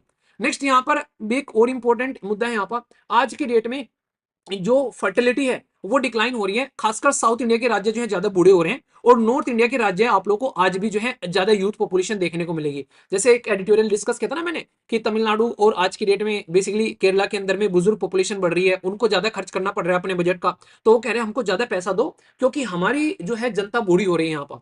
तो ये दिक्कत भी आप लोगों को देखने को मिलती है। तो अनइवन फर्टिलिटी डिक्लाइन का ये एक इंपैक्ट देखने को मिलेगा, ये भी नजर आता है। हेल्थ बर्डन आप लोगों को देखने को मिलता है यहाँ पर, ये भी एक चैलेंज आप लोगों के सामने नजर आता है। ठीक है, हेल्थ बर्डन इंडिया को एड्रेस करना चाहिए, कम्युनिकेबल डिजीज जो हमारे देश के अंदर में देखने को मिलती है। ठीक है, मेटरनल हेल्थ के बारे में बात की जा रही है, या नॉन कम्युनिकेबल डिजीज के बारे में बात की जा रही है उसको, या फिर आज की डेट में माइग्रेशन, अगर कोई कहीं से जाता है तो गांव से शहरों में लोग जाने की कोशिश करें तो शहरों पर प्रेशर बढ़ रहा है, पर लेकिन उसकी वजह से साफ सफाई चीजें जो है वो भी एक सिटीज पर इसका इंपैक्ट पड़ता हुआ नजर आ रहा है। यहाँ पर रीजनल लेवल पर भी आप लोग को या जेंडर लेवल पर आप लोग को देखने को मिले, तो आज के डेट में यहाँ पर समाज के अंदर में जो यहाँ पर जो सिस्टम है उसमें जब भी शादी होती है तो अगर लड़की हो गई तो ये कहता है कि लड़का और कर ले भाई साहब। ठीक है, तो यहाँ पर बच्चों को लेकर भी आप लोग को देखने को मिलता है, तो उसमें भी आप लोग को एक इम्बेलेंस देखने को मिलता है यहाँ पर। तो यानी कि कहीं ना कहीं जो हमारे देश के अंदर में जो डेमोग्राफिक सिस्टम था यहाँ पर, अगर उसको आप लोग ध्यान से समझोगे, उस ट्रांजिशन के अंदर में बहुत सारे चैलेंज आप लोग को देखने को मिलते हैं कि एक काम लड़की को मिल रहा है तो उस काम के अगर एवज में कोई लड़का आ जाए तो लड़के को वो काम दे देंगे, लड़की को वो काम नहीं देंगे, ऐसी कंडीशन आप लोगों को यहाँ पर देखने को मिलती है। ठीक है, तो ये चीजें हम लोग को समझनी पड़ेगी, ये आज भी ये इंपैक्ट आप लोगों को यहाँ पर साफ साफ नजर आते हैं। तो क्या क्या चैलेंज है, तो ये सारे चैलेंज आप लोग यहाँ पर बोल सकते हैं, ये एक एक कर यहाँ पर। तो सुधरेंगे कैसे भाई, पॉलिसी बनाओ, पॉलिसी में प्रायोरिटी दो कि पहले तो लर्निंग बढ़ाओ। आज भी प्रथम एनजीओ की जब रिपोर्ट आती है वो बता देती है कि जो बच्चे हैं उनको कुछ भी सीखने को नहीं मिल रहा है। आज की डेट में छठी क्लास का बच्चा दूसरी क्लास की किताबें नहीं पढ़ पा रहा है। ठीक है, लेबर इंटेंसिव आप लोग सिस्टम बनाओ, मतलब सर्विस में तो बढ़ गए हम लोग यहाँ पर मैन्युफैक्चरिंग में मेक इन इंडिया हमारे फेल होते हुए नजर आ रहे हैं, ये चीज समझ सकते हो। इसी के साथ में हमारे देश के अंदर में हेल्थ केयर सिस्टम को इंप्रूव करो, सेफ ट्रांसपोर्टेशन को इंप्रूव करो, ताकि लड़कियां भी अपना कहीं पर भी जाकर काम धाम कर सके, सिक्योरिटी के बारे में बात कर सके। तो यहाँ पर हमारे देश के अंदर में जहां जहां पर भी आज के दिन में पॉपुलेशन डिक्लाइन हो रही है, तो उन लोगों को उसके बारे में अवेयर करो, उसके लिए हेल्थ की अलग से पॉलिसी चलाओ। यहाँ पर जहां पर पहले नहीं बच्चे दो ही अच्छे, अब बच्चा एक ही अच्छा, वो पॉलिसी चल रही है। चाइना तो हट गया अपनी वन चाइल्ड पॉलिसी से, तो हम लोग को भी उसको चेंज करना पड़ेगा। तो वो भी आप लोग पॉइंट यहाँ पर इंक्लूड करके चल सकते हो। ठीक है, तो ये चीज आप लोग यहाँ पर ध्यान रखना। ये ग्लोबलाइजेशन वाला, evaluate the impact of globalization. अच्छा, ये आप लोगों का लास्ट वाला, ये आप लोगों का देखने को मिलेगा ग्लोबलाइजेशन को लेकर, कि इवेल्युएट करना है कि इम्पैक्ट क्या है globalization on the Indian youth with reference to the social political economic and culture sphere. तो देखो कितनी डायमेंशन में क्वेश्चन पूछ लिया, सोसाइटी के डायमेंशन में पूछ लिया, पॉलिटिकल डायमेंशन में, इकोनॉमिक डायमेंशन में और कल्चर स्पेयर में। तो मैक्सिमम जो क्वेश्चन आप लोग के आते हैं ना, जब आप लोग यहाँ पर बात करते हैं, तो यहाँ पर आप लोग दोनों तरीके से बोल सकते हो। अब इसमें अगर आप लोग को आंसर लिखना है, तो सोसाइटी के बेसिस पर आप लोग पॉजिटिव और नेगेटिव बोल सकते हो। ठीक है, फिर कल्चर के बेसिस पर आप लोग पॉजिटिव नेगेटिव बोल सकते हो, इकोनॉमिक के बेसिस पर पॉजिटिव नेगेटिव बोल सकते हो, और यहाँ पर पॉलिटिकल बेसिस पर पॉजिटिव नेगेटिव बोल सकते हो। तो अगर जैसे यहाँ पर बोले सोसाइटल, तो सोसाइटी में पॉजिटिव इफेक्ट क्या है ग्लोबलाइजेशन का, कि भाई सब जेंडर इक्वलिटी आ रही है। ठीक है, आप लोग समझ सकते हैं आज की डेट में ग्लोबलाइजेशन की वजह से, ठीक है, डिजिटली लोग जो हैं एक दूसरे के साथ में कहीं ना कहीं से भी बैठकर कहीं पर भी कनेक्ट हो जा रहे हैं, एजुकेशन कम्युनिकेशन एक्सपेंड हो रहा है। तो ये पॉजिटिव चीज हो गई सोसाइटी में, जिस तरीके से लोग आज के डेट में चीजें कनेक्ट कर पा रहे हैं। ठीक है, एडवर्स इंपैक्ट क्या है यहाँ पर, इसकी वजह से यहाँ पर एडवर्स इंपैक्ट ये देखने को मिलेगा कि इनइक्वलिटी बढ़ती जा रही है, अर्बन रूरल डिवाइड आप लोगों को डिवाइड देखने को मिलेगा। एक लाइफ स्टाइल में चेंज हो गया बड़े तकड़े लेवल पर, शहरों में अलग ही एक जिंदगी जी जाती है, गाँव के अंदर में अलग रहती है। तो ये सोसाइटल इंपैक्ट है। पॉलिटिकल इंपैक्ट देखोगे तो यूथ सिटीजन जो है आज की डेट में हमारे देश के अंदर में, वो यहाँ पर जो है पॉजिटिव इंपैक्ट है कि वो इंपॉर्टेंट जो चीजें हैं इंटरनेशनल लेवल तक चीजें समझ रहे हैं। जैसे कि क्लाइमेट जस्टिस के बारे में बात करें, फेमिनिज्म के बारे में बात करें, सोसाइटी के बारे में आप लोग बात करते हैं, तो वो आज की डेट में कहीं ना कहीं एक तरीके से डिजिटल प्लेटफॉर्म के थ्रू ज्यादा बेटर इन चीजों के साथ में कनेक्ट हो रहे हैं। जैसे नहीं आर्टिकल पढ़ते हैं हम लोग, ड्रिल बेबी ड्रिल, तो डोनाल्ड ट्रंप बैठा हुआ बोल रहा है, हम लोग इंडिया में पढ़ रहे हैं बैठ के। तो ये चीजें समझ सकते हैं। ठीक है, तो इसकी वजह से, पर लेकिन इसकी वजह से क्या हो रहा है, इनफैक्ट क्या पड़ रहा है, नेगेटिव भाई साहब मिस इन्फॉर्मेशन भी आ रही है काफी लार्ज स्केल पर, कई बार बाहर से इन्फ्लुएंस आता है। जैसे हमारे देश के अंदर बहुत सारी एनजीओ को बैन कर दिया, तो नेगेटिव इन्फ्लुएंस आप लोगों को देखने को मिल रहा था, ऐसे समझ सकते हैं।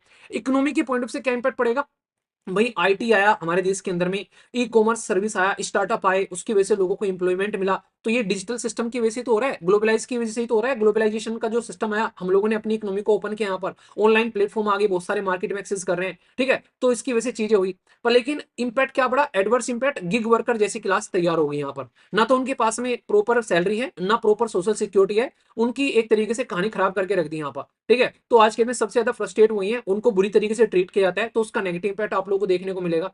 ठीक है, कई बार यहाँ पर आप लोगों को नजर आता है कि हमारे देश के अंदर से इसीलिए लोग जो है, जब उनको प्रॉपर सर्विस नहीं मिल पाती है या फिर इस तरीके की चीजें देखने को मिलती है, तो देश छोड़कर बाहर जाते हुए नजर आते हैं, ऐसे समझ सकते हैं।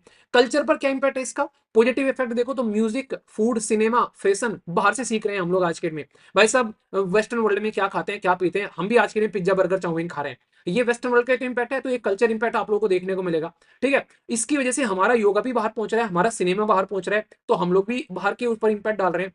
पर लेकिन ये सारा का सारा क्या हो गया, कमर्शलाइजेशन ज्यादा हो गया इसका। ठीक है, इसकी वजह से जो लिंग्विस्टिक और जो फोक ट्रेडिशन है, लोकल चीजें हैं, वो हमारी वीक होगी। हम लोग आज की डेट में अपने देसी खाने छोड़कर हम लोग पिज्जा चाउमीन बर्गर पर भाग रहे हैं। ब्यूटी का एक स्टैंडर्ड बन गया कि सोसाइटी में अगर कोई पतला दिखेगा तो वही सुंदर है। ठीक है, भाई मोटा है तो उसकी बॉडी शेमिंग ज्यादा होने लगी, तो यहाँ पर ये भी आप लोग को इंपैक्ट देखने को मिलता है आज की डेट में।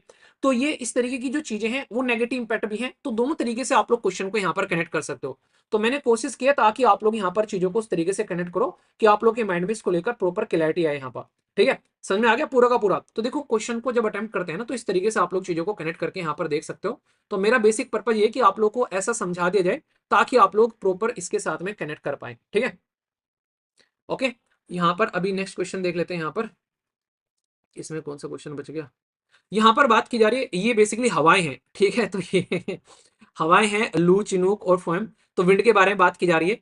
तो ये टॉपिक जो होता है हवाओं के बारे में पढ़ने के लिए बात की जाती है। तो ये एक ज्योग्राफी के अंदर में टॉपिक आप लोग का निकल कर आता है। अलग अलग एरिया में अलग अलग तरीके की हवाएं चलती हैं, और वो हवाएं वहां पर उस रीजन के अंदर में क्या इंपैक्ट डालती हैं, उसके बारे में क्वेश्चन आप लोगों को यहाँ पर देखने को मिलता है। ठीक है, तो यहाँ पर जब मैं बात करता हूँ लू के बारे में, तो जैसे कि इंडिया के अंदर में, नॉर्थ इंडिया के अंदर में, खासकर नॉर्थ वेस्ट इंडिया पाकिस्तान, यहाँ पर हवा को लू बोलते हैं। ठीक है, तो जो है गर्म हवाएं चलती है उनको लू बोल दिया। चिनूक जो है वो आप लोग को Rocky mountain United state of America में चलती है। और जो फोएम है, जो फोइन है यहाँ पर, ये अल्प्स यूरोप के अंदर में आप लोग को देखने को मिलती है, अल्प्स माउंटेन के अंदर में।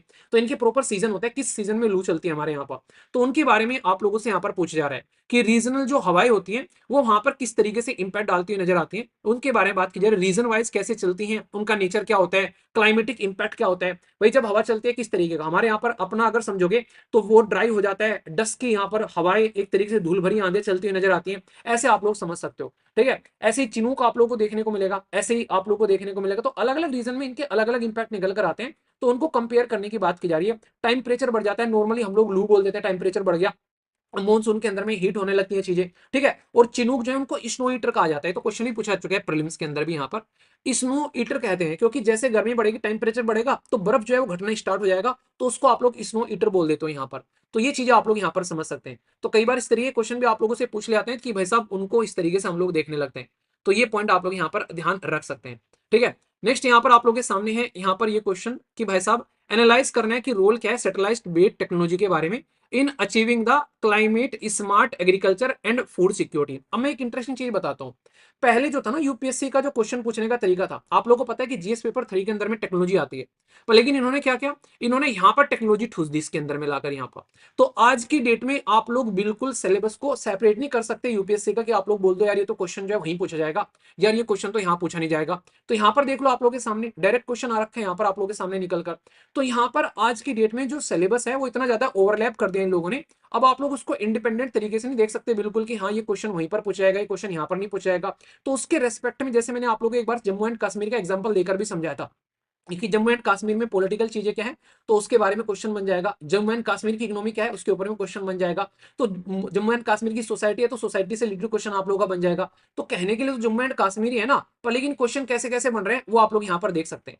तो यानी कि एक ही टॉपिक को अलग डायमेंशन में क्वेश्चन बनाकर आप लोगों से पूछे जा सकते हैं। तो आप लोग को टॉपिक इस तरीके से तैयार करने हैं आज के टाइम पर, ताकि हर एक डायमेंशन से आप लोग उसके आंसर लिख सको। तो टॉपिक तैयार होना चाहिए आप लोग का, फिर वो उस टॉपिक को किसी के साथ में कनेक्ट कर अगर पढ़ा रहे हैं तो फिर आप लोग उसको इजीली लिख पाओगे एग्जाम के अंदर में। ठीक है, तो यहां पर बात की जा रही है किसके बारे में, कि एनालाइज करना है रोल क्या है यहाँ पर सैटेलाइट बेस्ड जो टेक्नोलॉजी है in achieving the climate smart agriculture और फूड सिक्योरिटी को लेकर। भाई आज की डेट में हमारे देश के अंदर में आप लोगों को पता है कि हमारा एक मिशन है जिसको आप लोग फूड सिक्योरिटी एक्ट के थ्रू लेकर आए थे। पर लेकिन हमारे देश के अंदर में फूड सिक्योरिटी अगर आप लोगों को प्रोवाइड करानी है तो सबसे पहले तो एग्रीकल्चर हम लोग को सस्टेन करनी पड़ेगी। तो टेक्नोलॉजी का इस्तेमाल आज की डेट में इसके उसमें हो रहा है कहीं ना कहीं। तो सैटेलाइट बेसिस पर हम लोग सेंस कर ले रहे हैं, सैटेलाइट बेसिस पर हम लोग चीजों को आइडेंटिफाई कर ले रहे हैं और उसके बेसिस पर डेटा निकाला जा रहा है। आप लोगों को याद है कि हमारे देश के अंदर में ये बताया जा रहा था कि भाई उन रीजन में आग लग रही है, पुराली जलाई जा रही है, किसके बेसिस पर, सैटेलाइट के बेसिस पर। तो सैटेलाइट से पता चला रहे हैं कि भाई इस तरीके से यहाँ पर आग लग रही है, तो उसका डेटा निकाल के लग गया। तो फसल प्रोग्राम है, रिमोट सेंसिंग सैटेलाइट के थ्रू यहाँ पर क्रॉप की फोरकास्ट की जाती है कि अब की बार पैदावार कैसी हो सकती है, इन इन रीजन में सूखा पड़ सकता है। ठीक है, यहाँ पर इरिगेशन की रिक्वायरमेंट पड़ेगी। तो यहाँ पर एग्रीकल्चर के जो फील्ड में क्या क्या वेरायटी है, कहाँ कहाँ पर कितना मॉइस्चर है, कहाँ पर पेस्ट कंट्रोल के बारे में बात की जाए, टेक्नोलॉजी में ड्रोन का इस्तेमाल कर रहे हैं, क्रॉप का इंश्योरेंस करवा रहे हैं, सोइल को मैप कर रहे हैं।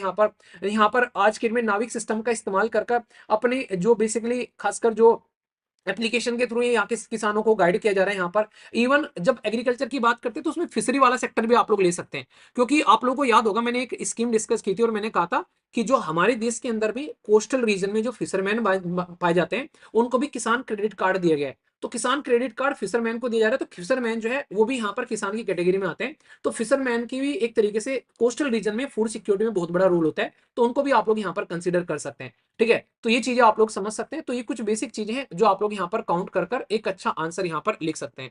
ठीक है, नेक्स्ट यहाँ पर बात की जा रही है इसके बारे में, ये क्वेश्चन है बेसिकली किसके बारे में बात कर रहे हैं, बात की जा रही है the centre of global trade is gradually shifting from Atlantic जो रीजन है उससे इंडो पैसिफिक रीजन में शिफ्ट हो रहा है। तो अटलांटिक रीजन के बारे में अगर बात करें तो अटलांटिक रीजन कहां पर पड़ता है, मैप में मैं मैप नहीं दिखा पाऊंगा क्योंकि पीडीएफ में खोल रखी है मैंने चीजें, ठीक है ना। तो आप लोग खुद इसको सोचो कि अटलांटिक जो ओशन है वो किधर आप लोगों को देखने को मिलता है, तो उसके बेसिस पर इन्होंने जो है वो क्वेश्चन आप लोग का तैयार कर दिया है। तो इस तरीके से आप लोग समझ सकते हैं। तो फिलहाल के टाइम पर कोई भी इंसान जो है वो चाह रहा है कि भाई इंडो पैसिफिक रीजन में, यानी कि पैसिफिक रीजन में और जो इंडियन ओशन वाला रीजन है, तो इस रीजन में चीजें हो। मतलब आप लोग ऐसे समझ लो कि पुराने टाइम पर यूरोप दुनिया चलाया करता था, अब आज के टाइम पर यहाँ पर अमेरिका और जो चाइना और या फिर इंडिया वाला जो इंडो रीजन वाला रीजन है, हम लोग यहाँ पर जो है दुनिया चला रहे हैं। तो यहाँ पर ज्यादा शिफ्ट हो रहा है। अब रीजन क्या है, इसके बहुत सारे रीजन हो सकते हैं यहाँ पर, तो उसी के बारे में ये क्वेश्चन का आंसर आप लोगों को देना है। देखो क्वेश्चन समझना सबसे ज्यादा जरूरी है, उसके बाद में आप लोग फिर यहाँ पर आंसर को दे पाओगे। पहले क्वेश्चन अगर आप लोग के माइंड में नहीं समझ पा रहे हैं आप लोग, तो फिर आंसर जो है आप लोगों के लिए टफ हो जाएगा। इसीलिए क्वेश्चन जरूरी है, पहले क्वेश्चन में पूछना क्या चाह रहा है, अगर आप लोगों ने वो कनेक्ट कर लिया तो फिर आंसर आप लोगों के लिए ईजी हो जाएगा। समझ में आ रहा है यहाँ पर। तो इस तरीके से एविडेंस क्या है आज के डेट में देखोगे यहाँ पर भाई, आप लोग इंडो पैसिफिक रीजन की बात की जा रही है तो सीधा सीधा बोला जा रहा है एशिया वाले रीजन में आप लोग आ जाओ नॉर्मली। तो चाइना, जापान, इसके साथ में south Korea, south east Asia, ये आसियान कंट्री, ये सारे के सारे बढ़ रहे हैं यहाँ पर। तो ये एक एविडेंस आप लोगों को देखने को मिलेगा। मैन्युफैक्चरिंग के लिए सेंटर बनाया जा रहा है इन लोगों को यहाँ पर, क्यों? क्योंकि यहाँ पर सस्ती लेबर बन जाती है। मेरी टाइम ट्रेड रूट पैसिफिक से यहाँ पर जो होते हुए जाते हैं सारे के सारे यहाँ पर ये सारे के सारे एक दूसरे को कनेक्ट करते हैं। तो मैन्युफैक्चरिंग जहां पर है वहीं पर आप लोगों को मैरीटाइम रूट भी नजर आएगा यहाँ पर, ये समझ सकते हैं। तो इसी रीजन के अंदर में आप लोग को यूथ ज्यादा देखने को मिलेंगे। इस रीजन के अंदर में जो वर्क फोर्स नजर आती है, डिजिटल सर्विस यहाँ पर काफी लार्ज स्केल पर प्रोवाइड कराई जा रही है, पोर्ट की कनेक्टिविटी काफी ईजी है, ये फैक्टर आप लोग यहाँ पर बोल सकते हो। तो एविडेंस है शिफ्ट हो रहा है इस रीजन के अंदर में, तो ये चीजें आप लोग बोल सकते हो। ठीक है, तो इसको एक्सेलरेट क्यों हो रहा है यहाँ पर, जैसे मैंने बताया अभी यहाँ पर कि आज की डेट में इस रीजन के अंदर में चाइना जो लोग हैं ना यहाँ पर, पहले चाइना के ऊपर में डिपेंडेंट थे, अभी China plus one policy follow कर रहे हैं यहाँ पर। तो China plus one policy follow कर रहे हैं, तो इससे क्या निकल कर आ रहा है कि भाई चाइना के साथ भी व्यापार करना है, प्लस इंडिया, वियतनाम, इंडोनेशिया, इनके साथ भी व्यापार करना है। पहले चाइना में रहते थे सारे के सारे यहाँ पर। आज की डेट में जिस तरीके की लड़ाई हो रही है दुनिया में, अभी जैसे ईरान और यूएसए की लड़ाई होगी, उसकी वजह से सऊदी अरेबिया अपने आप को इंडिपेंडेंट करना चाह रहा है, यूएसए के ऊपर डिपेंडेंट नहीं रहना चाह रहा। तो इसी तरीके से अलग अलग रीजन में भी वॉर के इंपैक्ट आप लोगों को देखने को मिलते हैं यहाँ पर। तो एक इंसान जो है वो आज के डेट में उस इंसान के साथ में कनेक्ट रहना चाहता है जहां से उसको एक बेटर वे में सपोर्ट मिल सके। जैसे इंडिया जापान एक दूसरे के साथ में कनेक्ट हो रहे हैं, क्योंकि चाइना जो है वो जापान के साथ ही बदतमीजी काट रहा है आज की डेट में। तो एनर्जी की रिक्वायरमेंट कहां पर हमारी पूर्ति हो रही है, तो वो चीजें आप लोगों को देखने को मिलती है। अब कई सारे लिमिटेशन है भाई हमारे, इसीलिए भी आप लोगों को देखने को मिलता है। पहले यहाँ पर क्या था, यूरोप के और यूएसए के ऊपर डिपेंडेंट थे। अब फिलहाल जो डॉलर है, डॉलर भी कई बार ये प्रतिबंध लगा देते हैं, तो लोग जो है उसका अल्टरनेटिव ढूंढ रहे हैं। इंडिया इसमें बहुत बड़ा रोल प्ले कर रहा है, क्योंकि इंडिया की पॉपुलेशन अच्छी खासी है, जहां पॉपुलेशन होती है वहां मार्केट होती है। तो इस तरीके से समझ सकते हैं हमारा यूपीआई आज के डेट में आगे निकल कर आ रहा है। सागर माला जैसे प्रोजेक्ट चल रहे हैं, तो लोगों को हमारे ऊपर ट्रस्ट भी हो रहा है, तो वो वाला सेक्शन आप लोग यहाँ पर बोल सकते हैं। तो ऐसे भी आप लोग यहाँ पर इसको एनालाइज कर सकते हैं। ठीक है, तो डिफरेंट तरीके से, मतलब एक तरीका का जो क्वेश्चन है, अगर आप लोग यहाँ पर देखोगे तो ये आप लोग इस तरीके से इसको प्रेजेंट कर सकते हैं। तो मतलब मैं आप लोग को एक ओवरव्यू बता के चल रहा हूँ कि हाँ क्या क्या आइडिया आप लोगों का हो सकता है पूरा का पूरा, अगर आप लोग इसको ध्यान से देखोगे। समझ में आ गया ना? कोई इस तरीके से आप लोग एक तरीके से, मतलब आई डोंट अंडरस्टूड, मतलब ये है कि भाई पहले जो थी चीजें वो यहाँ पर यूरोप वाले रीजन में, जो अटलांटिक वाला रीजन है, तो या फिर अमेरिका वाले रीजन में हुआ करती थी सारी की सारी चीजें, खासकर ट्रेड की प्रैक्टिस जो हुआ करती थी। आज की डेट में वो शिफ्ट होकर कहां पर आ गई, इंडो पैसिफिक रीजन में आ गई है। ये है सीधा सीधा क्वेश्चन। तो क्वेश्चन पहले ध्यान से सुनो, क्वेश्चन समझो, उसके बाद में आप लोग आंसर समझ पाओगे। तो वहां से आकर यहाँ पर आने के क्या क्या रीजन है वो मैंने आपको यहाँ पर बता दिए। ठीक है, समझ में आ गया? हाँ हाँ बिल्कुल।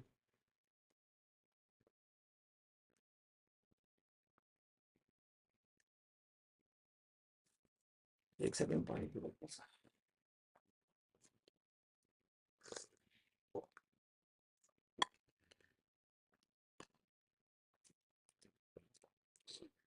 नेक्स्ट यहाँ पर बात की जा रही है, एनालाइज करना है कि मेजर जो ड्राइवर्स हैं human induce land use change के आज की डेट में, तो क्या इसके यहाँ पर बेसिकली ज्योग्राफिकल कॉन्सिक्वेंसेज आप लोगों को देखने को मिल रहे हैं। तो ये भी एक डिफरेंट आप लोगों का इंटरेस्टिंग क्वेश्चन यहाँ पर निकल कर आता है कि किस तरीके से चीजें आज के डेट में ग्राउंड लेवल पर चेंज हो रही है। हम लोग जैसे लैंड यूज करते हैं, लैंड यूज चेंज करते हैं, मतलब पहले कहीं खेती बाड़ी हो रही थी, मतलब पहले कहीं पेड़ थे, जैसे अमेजन फॉरेस्ट है, तो वहां पर उनको काट कर वहां पर क्या कर रहे हैं कि भाई साहब यहाँ पर हम लोग खेती करेंगे। अमेजन फॉरेस्ट जो ब्राजील के अंदर में है, तो वहां पर अगर खेती कर रहे हैं, पहले खेती करने स्टार्ट कर रही है, और हमारे देश के क्या अंदर क्या है, जहां खेती वाली जमीन है उसको हटा हटा कर भाई साहब कहीं फैक्ट्री बना रहे हैं, कहीं बिल्डिंग्स बना रहे हैं, आप लोग ऐसी चीज देखने को मिल रही है। तो उससे रिलेटेड ये क्वेश्चन निकल कर आ रहा है कि क्या इंपैक्ट आप लोगों को यहाँ पर इसका देखने को मिलता है जब यहाँ पर ह्यूमन इंड्यूस लैंड यूज जो है वो चेंज होता हुआ नजर आता है। तो उसके क्या क्या ज्योग्राफिकल कॉन्सिक्वेंसेज आप लोगों को देखने को मिलते हैं। तो पहले क्वेश्चन को समझो, क्वेश्चन को समझने के बाद में जब आप लोग के दिमाग में जो है वो आंसर आना चाहिए, पहले क्वेश्चन आप लोग का बिल्कुल क्लियर होना चाहिए दिमाग के अंदर में। ठीक है, तो ये भी एक अच्छा क्वेश्चन है यहाँ पर। जब आप लोग इसको अंडरस्टैंड कर पाते हो तो ये भी एक बेसिक तरीके से आप लोग इसको समझ सकते हैं कि किस तरीके से सारी की सारी चीज हो रही है अपने लोकल एरिया में। अगर कोई आप लोग नहीं, जब भी कोई क्वेश्चन समझते हो तो आप लोग पहले उसको कोशिश करो कि अपने रेस्पेक्ट में क्वेश्चन को अंडरस्टैंड करने की कोशिश करो। बाहर के तो आप लोग दूसरे एग्जाम्पल तो बाद में समझोगे ना, एक बार अपने रेस्पेक्ट में अगर आप लोगों ने क्वेश्चन को समझ लिया कि मेरे रेस्पेक्ट में चीजें क्या निकल कर आ रही है, ठीक है, कि भाई अपने लोकल रेस, अपने लोकल एरिया के रेस्पेक्ट में क्या चीजें निकल कर आ रही हैं, तो फिर आप लोग उसको अदर वे में भी उसको आप लोग क्वेश्चन को आंसर कर सकते हो। तो पहले अपने रेस्पेक्ट में समझो, तो फिर बाहर के रेस्पेक्ट में आप लोग को आंसर अपने आप मिलना स्टार्ट हो जाएगा। तो ये चीजें आप लोग को हमेशा ध्यान में रखनी है, ठीक है। तो इसलिए मैं कहता हूँ कि पहले क्वेश्चन को एक बार ध्यान से पढ़ के फिर आप लोग को ईजी हो जाएगा ये सारी के सारे क्वेश्चन अटेम्प्ट करना, ठीक है। समझ में आ रहा है? मेजर ड्राइवर क्या है, अगर आप लोग इसको देखोगे यहाँ पर, तो सबसे बड़ा तो यही हो जाएगा कि भाई साहब एग्रीकल्चर के बेसिस पर एग्रीकल्चर का एक्सपेंड हो रहा है, उसकी वजह से चेंज हो रही है, अर्बेनाइजेशन हो रहा है। तो अर्बेनाइजेशन में सोसाइटी कट रही है बड़ी बड़ी, आज के डेट में इंडस्ट्री बनानी है कोई, उसकी वजह से लैंड यूज चेंज हो रहा है। ट्रांसपोर्टेशन, कहीं पर सड़क बनानी है तो कहीं पर हाईवे बनाने, कहीं पर रेलवे स्टेशन बनाने हैं, कहीं पर बांध बनाने हैं हम लोग को यहाँ पर, कहीं पर माइनिंग करनी है, खुदाई करनी है, उसकी वजह से चेंज हो रहा है। डैम बना दिया इरीगेशन के लिए, तो उसकी वजह से लोगों को हटाना पड़ गया वहां पर। टूरिज्म बढ़ा, एग्रीकल्चर, एक्वाकल्चर, ये सारी की सारी चीजें देखने को मिल रही है। पर इसकी वजह से दिक्कत क्या हो रही है भाई, बहुत सारे जीव जंतु का हैबिटेट लॉस हो गया वहां पर। सोच के देखो यहाँ पर फ्रेगमेंटेड आज की डेट में लैंड हो रही है यहाँ पर, कहीं ना कहीं डिक्लाइन हो रहा है बायोडाइवर्सिटी। उसके लिए हम लोग आज के डेट में मिलकर बातें कर रहे हैं कि बायोडाइवर्सिटी को कैसे संभालना है हम लोग को।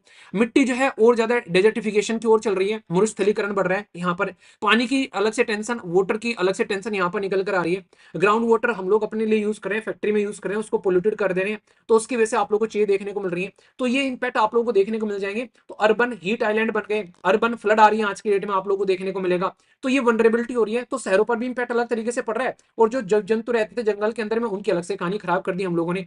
तो यही तो कर रहे हैं हम लोग आज के डेट में, डिस्प्लेस कर रहे हैं ट्राइबल कम्युनिटी को, ठीक है। तो इसकी वजह से अलग दिक्कतें निकल कर आ रही है। फूड सिक्योरिटी के नाम पर पहले खेत जंगल काटकर खेती करी, अब खेती की जगह वहां पर अलग फैक्ट्री बना रहे हैं, डेवलपमेंट कर रहे हैं। तो उसकी वजह से एक अलग इंपैक्ट निकल कर आ रहा है कि हमारा जो लैंड है उसके डिजर्टिफिकेशन भी आप लोगों को देखने को मिल रहे हैं कई जगह। इन्वायरमेंट पर इसका नेगेटिव इंपैक्ट पड़ रहा है, तो हीट बढ़ रही है, तो हीट का क्लाइमेट चेंज का इंपैक्ट पड़ रहा है, और क्लाइमेट चेंज की वजह से फिर हमारी खेती बाड़ी कम हो रही है, तो फूड सिक्योरिटी का भी इंपैक्ट पड़ रहा है उसका। तो सारी चीजें एक दूसरे के साथ में आप लोग ऐसे कनेक्ट कर सकते हो। तो कोई भी टॉपिक जब निकल कर आता है ना, आप लोग उसको देखते हो, तो आप लोग इनडायरेक्ट वे में उसको कई तरीके से कनेक्ट कर सकते हो टॉपिक को। पर आप लोगों को टॉपिक पहले समझ में आना चाहिए, तो इस तरीके से आप लोग यहाँ पर इसको ध्यान रख सकते हैं, ठीक है। तो कोई कंफ्यूजन इसको लेकर आप लोगों के मन में नहीं होना चाहिए। तो ये इस तरीके से मैं आप लोगों को बताता हुआ चल रहा हूँ, ताकि आप लोगों को क्वेश्चन एटलीस्ट समझ में आए। समझ में आ गया ना कि क्या बोला मैंने, क्या पढ़ा आप लोगों को। तो ये पॉइंट आप लोग यहाँ पर ध्यान रखिएगा, ठीक है।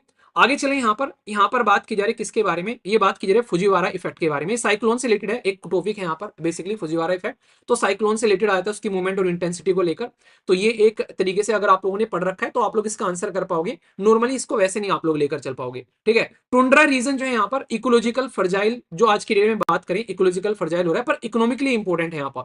तो ये नॉर्मली अगर बात करें, जब हम लोग इस तरीके के क्वेश्चन आप लोग देखते हैं, तो इसमें सबसे इंपॉर्टेंट चीज ये निकल कर आती है कि आज की डेट में जो इंसान के द्वारा किसी पर्टिकुलर रीजन में क्या इंपैक्ट पड़ रहा है अपने फायदे के लिए। जैसे हम लोग कहते हैं कि भाई साहब हम लोग को घर बनाना है, घर कहाँ बनाना है भाई, सी फेसिंग होना चाहिए, रिवर फेसिंग होना चाहिए। पर इसकी वजह से रिवर पर क्या इंपैक्ट पड़ रहा है भाई, हमको घर बनाना है पहाड़ों में, भाई पहाड़ों पर इसका क्या इंपैक्ट पड़ रहा है, हमको टूरिज्म बढ़ाना है, पर उसका क्या इंपैक्ट पड़ रहा है। तो वो चीजें भी हम लोग को यहाँ पर समझनी पड़ेगी। तो ऐसे आप लोग यहाँ पर समझ सकते हैं। तो कहीं पर भी अगर कोई भी चीज है तो उसका क्या इंपैक्ट पड़ रहा है, तो वो भी हम लोग को देखना पड़ेगा।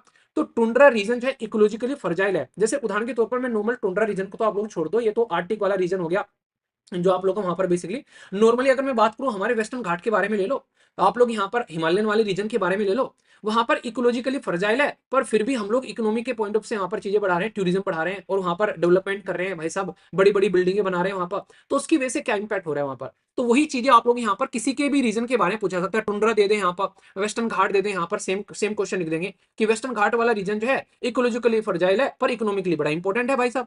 तो आप लोगों से किसी भी रीजन के बारे में क्वेश्चन पूछा जा सकता है। तो इस तरीके का क्वेश्चन आप लोग इजीली कनेक्ट कर सकते हैं कि उस रीजन के बारे में, और फिर यहाँ पर उसका इंपैक्ट क्या पड़ रहा है उसमें वो एक्टिविटी होने की वजह से। तो फिर आप लोग यहाँ पर इसको समझ सकते हैं। समझ आ गया मुद्दा। तो बेसिक मतलब यही था कि आप लोग उसको यहाँ पर कनेक्ट करो पहले टॉपिक को। मैं वही चीजें आप लोगों को समझाने की कोशिश कर रहा हूँ बार बार, ठीक है। नेक्स्ट यहाँ पर बात की जा रही है कि मरुस्थलीकरण, जो मैं तब से पढ़ा रहा हूँ, और भूमि का अवनयन। तो यहाँ पर ये वायु जनित प्रक्रिया है, ये बेसिकली बड़ा इंपॉर्टेंट टॉपिक है ज्योग्राफी के अंदर में, कि जो जो हवाएं होती हैं वो किस तरीके से इंपैक्ट डालती है डेजर्टिफिकेशन करने में या लैंड को डिग्रेड करने में।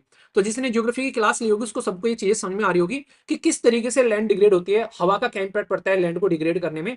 तो लैंड एक ड्राइवर फैक्टर होती है यहाँ पर, तो उसके बेसिस पर बात की जा रही है कि लैंड डिग्रेडेशन होती है, तो यहाँ पर विंड का जो मूवमेंट होता है, फाइन पार्टिकल्स किस तरीके से रिड्यूस करते हैं फर्टिलिटी जमीन की यहाँ पर, तो वो समझाने की कोशिश यहाँ पर इसके थ्रू की जा रही है। यहाँ पर न्यूट्रिशन का लॉस होता है इसकी वजह से, ठीक है, वो मिट्टी को एक जगह से दूसरी जगह पर ले जाके रखती है, उसका अलग इंपैक्ट पड़ता है यहाँ पर।